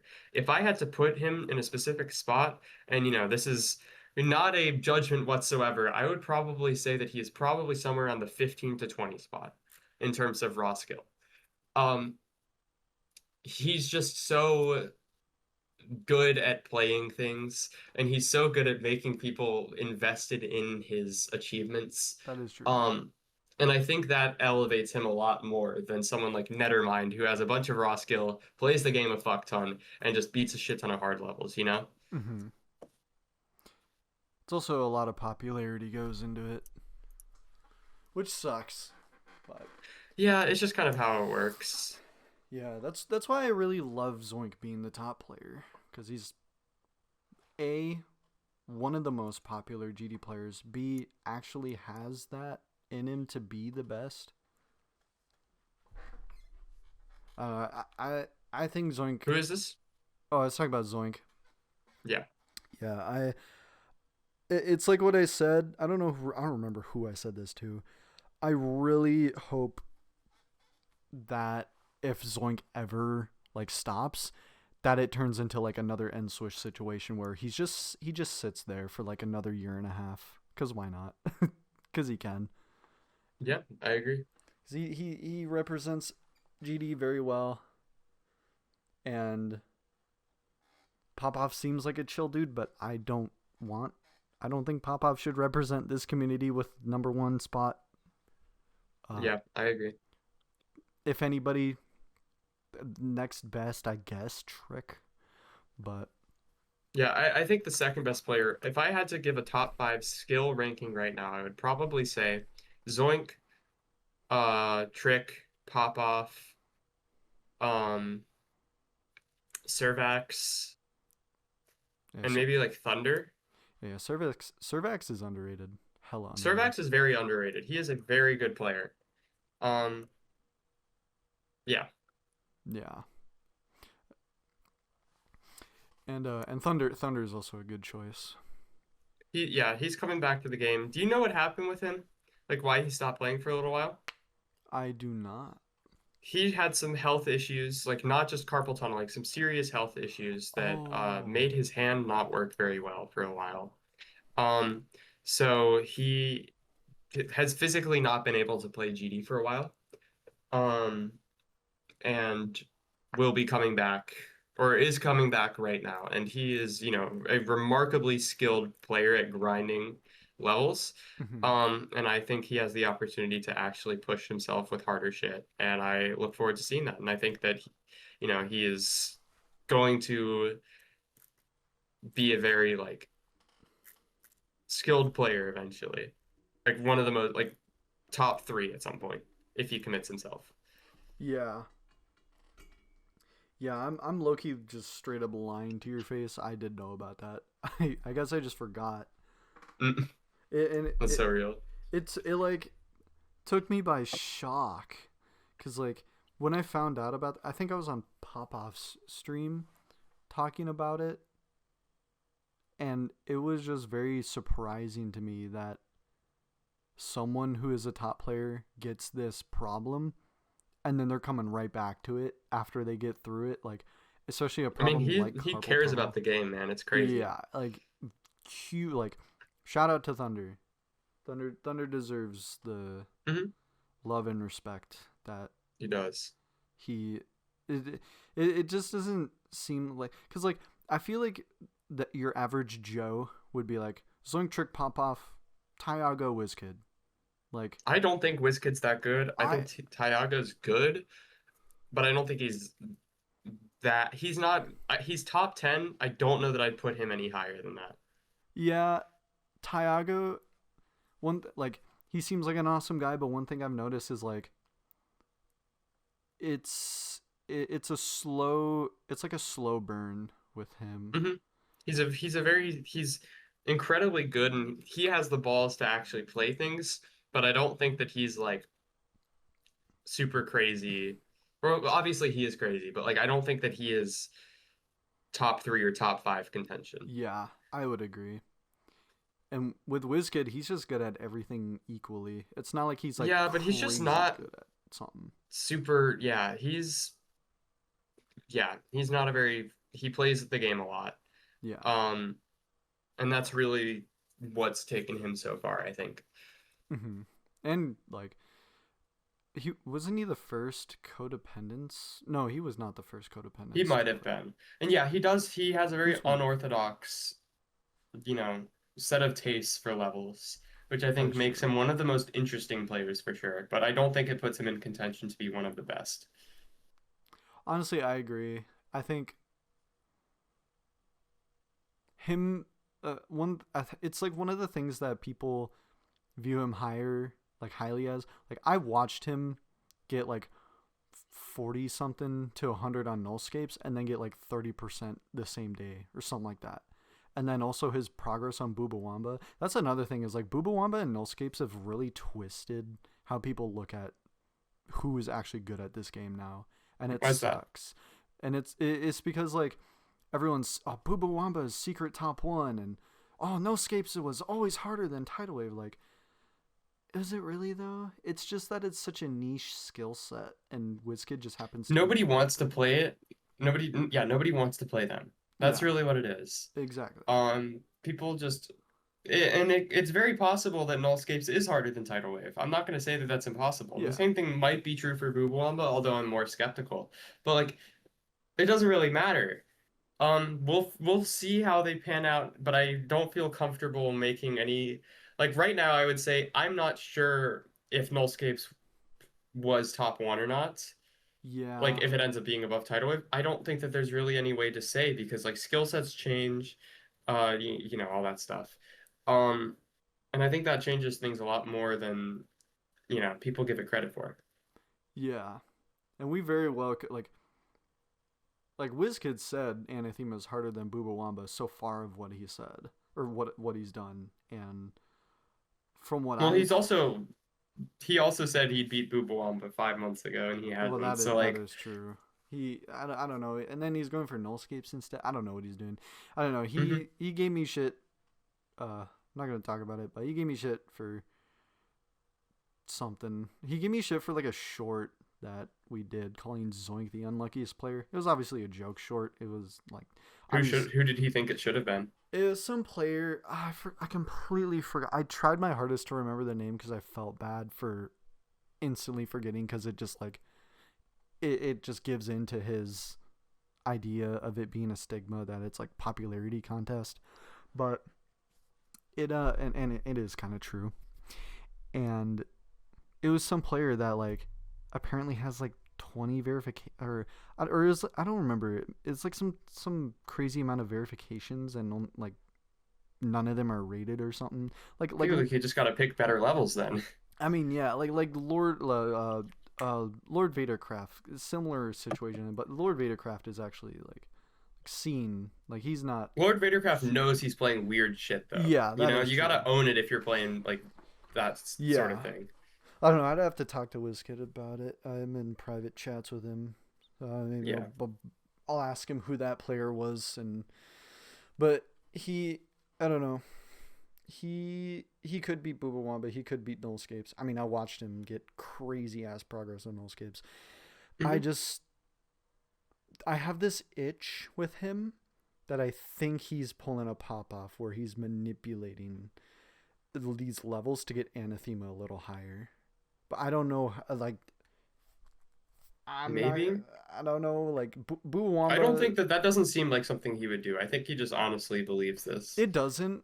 I agree with that. It doesn't seem like it, but it's just a tiny little itch in my brain that it's like my little overthinking part of my brain that's like, wait, could this just be what's going on? But I don't know. He probably just doesn't want to play Bubawamba anymore, which also gives into more victims just not wanting to play Bubawamba. And Exactly. also Zoink said he was gonna do it at the end of this year. So Zoink, it's quarter 4. You got to do it. Yep, it's true. um, but with all this talk about top players and hardest levels, um, have you ever had any plans to become a top player? Yeah, in the past for sure. I just don't think that my motivation works very well with that. I think my skill acquisition, purely judging off of that, if I had infinite motivation, I think there's a very good chance that I could easily, not easily, but there's a very good chance that I could be one of the best players, like in contention, for Mm. sure. Like I think I could, but it just doesn't really matter because I don't have the motivation for that, and I never really have. I get really motivated for a couple of days, and then I get demotivated for weeks, and that's kind of how I've always played the game. And I don't really see that changing. In fact, I've just been playing the game less recently, you know? So Yeah, I think I will probably like I don't really see myself ever being a top player again. It's just, not really what I'm about these days. yeah. And to bank off of that, uh, will like, hmm. I guess this is kind of going back a little bit in the topic of Silent Clubstep, but Mhm. have you planned on attempting a new hardest? Um, at some point maybe, but not right now. Okay. Um, yeah, not right now. Alrighty. Um. All right. So this next question, I didn't type this on here, but before we called, I thought of a really funny short, and all I need you to do is just say the word no. Okay.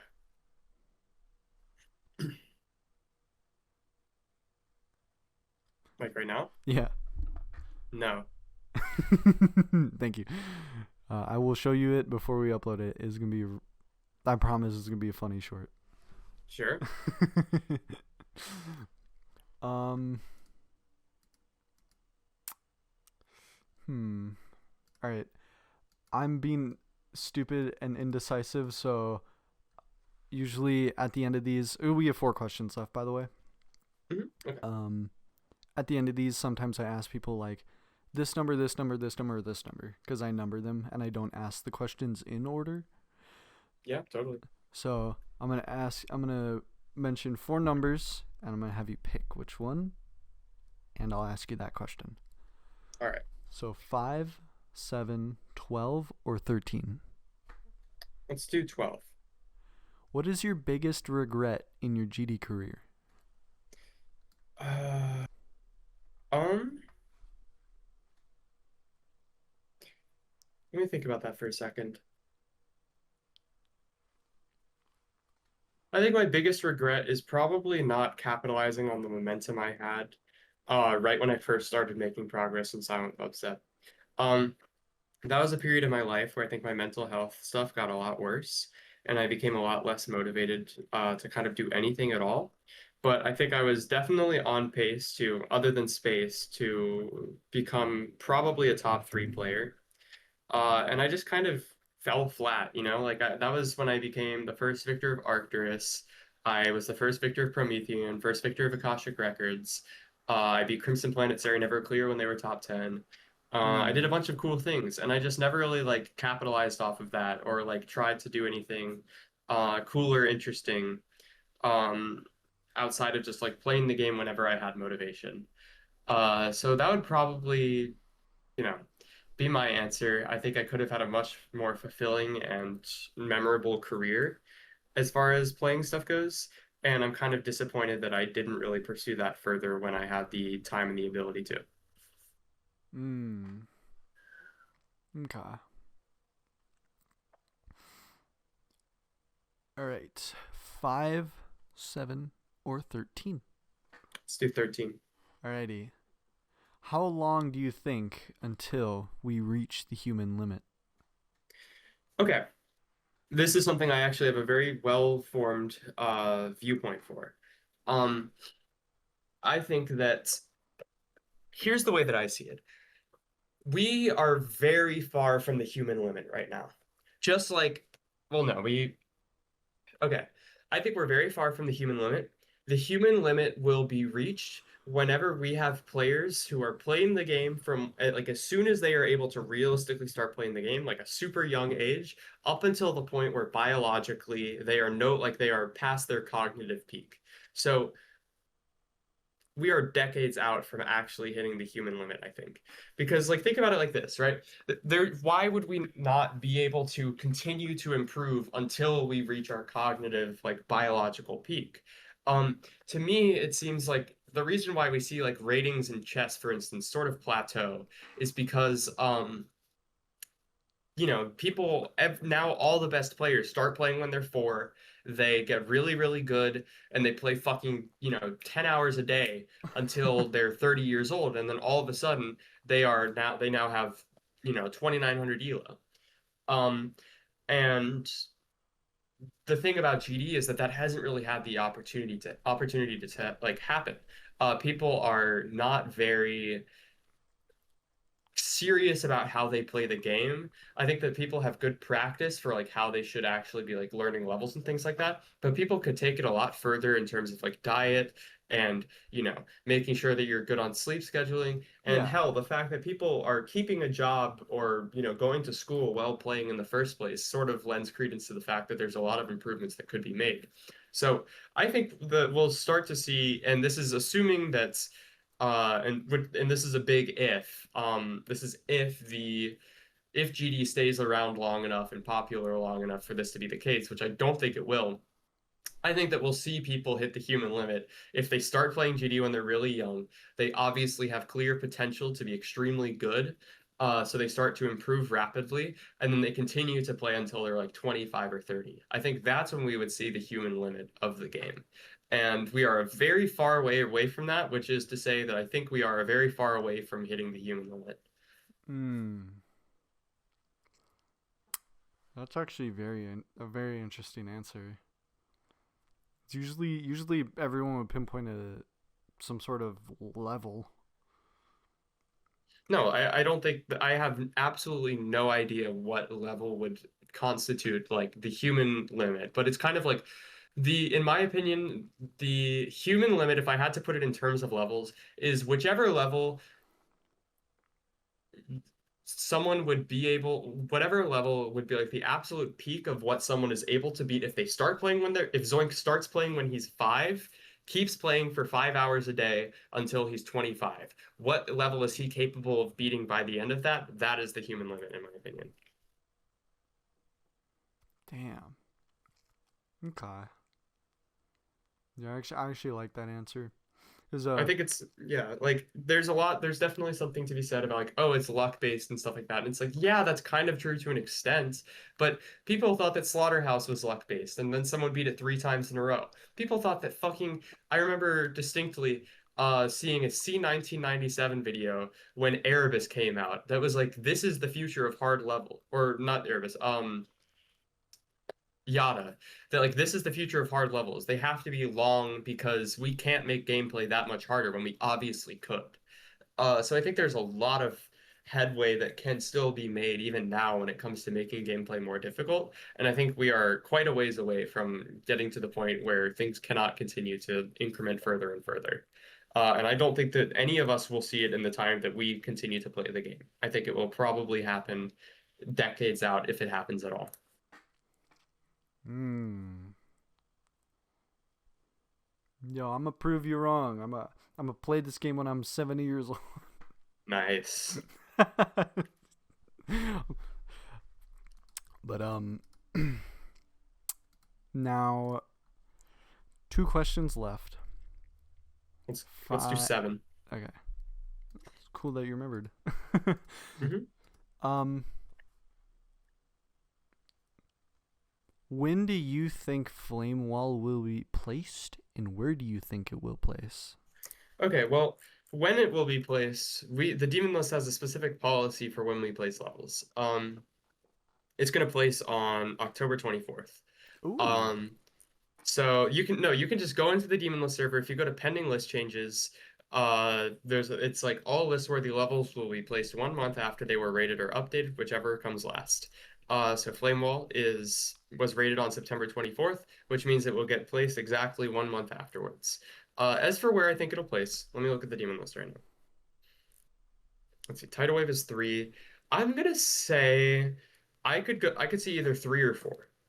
Um, so either one above or one below Tidal Wave. I don't think it's top one. I definitely don't think it's top one. I top 2 and top 1 are not super far apart right now, so I don't think it's that either. Um, I think that Tidal Wave is a step below those 2 levels, Mm-hmm. so I could see it going either way there. I would want to see somebody who has experience with these really hard levels, like the ones in the top like 3 to 5. I'd like to see them try it before I say anything super confidently, but I think it will place either one above or one below Tidal Wave. I fully agree. This is what I've said. It's going to be placed at number 3 as a placeholder for the time being until we get a full grasp of its difficulty. Yep, I agree. And it was like the same thing with Bubawamba. It was just shot up to 3 so we could get someone to try to beat it. But Flamewall is actually a level that people want to play, so we'll know. No, Boomawamba got placed at 3 because Tiago said that it should probably place around there. Really? Hmm. I didn't know that. Yeah, he has really good progress on uh Boomawamba, obviously. He has uh like 70 or something. Like 66 is on YouTube, but I think he has more progress than that. I'm not sure though. Huh. Um, but yeah, he said that if I remember correctly, that beating Bubawamba was like as hard as like 85% on Tidal Wave in 2.1. So I was like, okay, let's just place it, one below is it Nullscapes. It below? was below Well, yeah, Nullscapes. it's below Nullscapes. And then we just didn't know about Nullscapes, so we just put it below Nullscapes as well. But it is probably in that tier with Tidal Wave as well. Okay. And this is the final question. Yep. Why did you become a demon list moderator? Well, I became a Demon List moderator many years ago. Right now I'm like the leader of the list. There are a couple, but like, people in the community see me as like the leader of anything Demon List related. Yeah. Um, the same used to be true with the challenge list back in the day. So around 2020, when the Dolphy stuff is happening, I realized, wait a minute, I have experience with Ableton, which is like a music program. I could maybe take a look at Dolphy's stuff and see if I can find anything on him. So I made a video about him, being like, I don't think that there's evidence that he's cheating at the moment. Um, so I uploaded that, and that was the first time that like anybody, like I really caught anybody's eye in the community. So after that, I became really active in the challengeless server, and I became a server mod eventually. Hmm. And then Bo was confessed to hacking VSC, so I just kind of randomly got promoted to owner of the challenge list. And at that point, I kind of knew one or two list mods, like um, as acquaintances. One was a friend, actually. And, I was a really immature and annoying person at that point, especially. And, I was banned from the Demon List server twice. Um, before getting list help, like within a year of getting list helper. So I, spent like I worked really hard on the challenge list to try to make it as good as I possibly can, and I kept applying for the demon list team over and over and over because I really wanted to be a part of it. It seemed like really cool. So I eventually, I got um one of the people who I was friends with at the time sat me down because I did a fucking okay, me and this one guy, we did like a part of kind of ironic present PowerPoint presentation about why we should be list mods with the list leaders. We just randomly added them into a group chat. This was like in 2020, and we shared our screens and we did a fucking PowerPoint about it. I had like a bar graph of like my list points over time, which was like it was a joke, but also like I did really want it at the time, and so did the other person. Um, so eventually after that, one of the list mods sits me down and is like, "Okay, you need to chill the fuck out. You'll get it, but you just need to like chill out first." So I chilled out for like 2 months or something like that, and then eventually like everybody was like, "Okay, Paqoe's chill now," and then I got promoted. Or invited to the list team. And then I just kind of, immediately started to do really useful stuff with hack detection, and I became, a big part of discussions and all that. So I got promoted to mod, and then eventually I kept up doing that sort of thing. So I got promoted to head mod. I got really frustrated because I wasn't getting promoted to leader, even though it was kind of just like a numbers thing.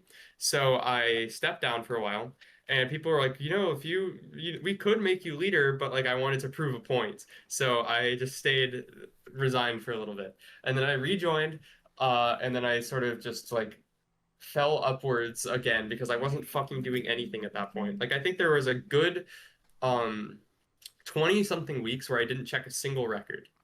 Uh, which is not what you're supposed to do.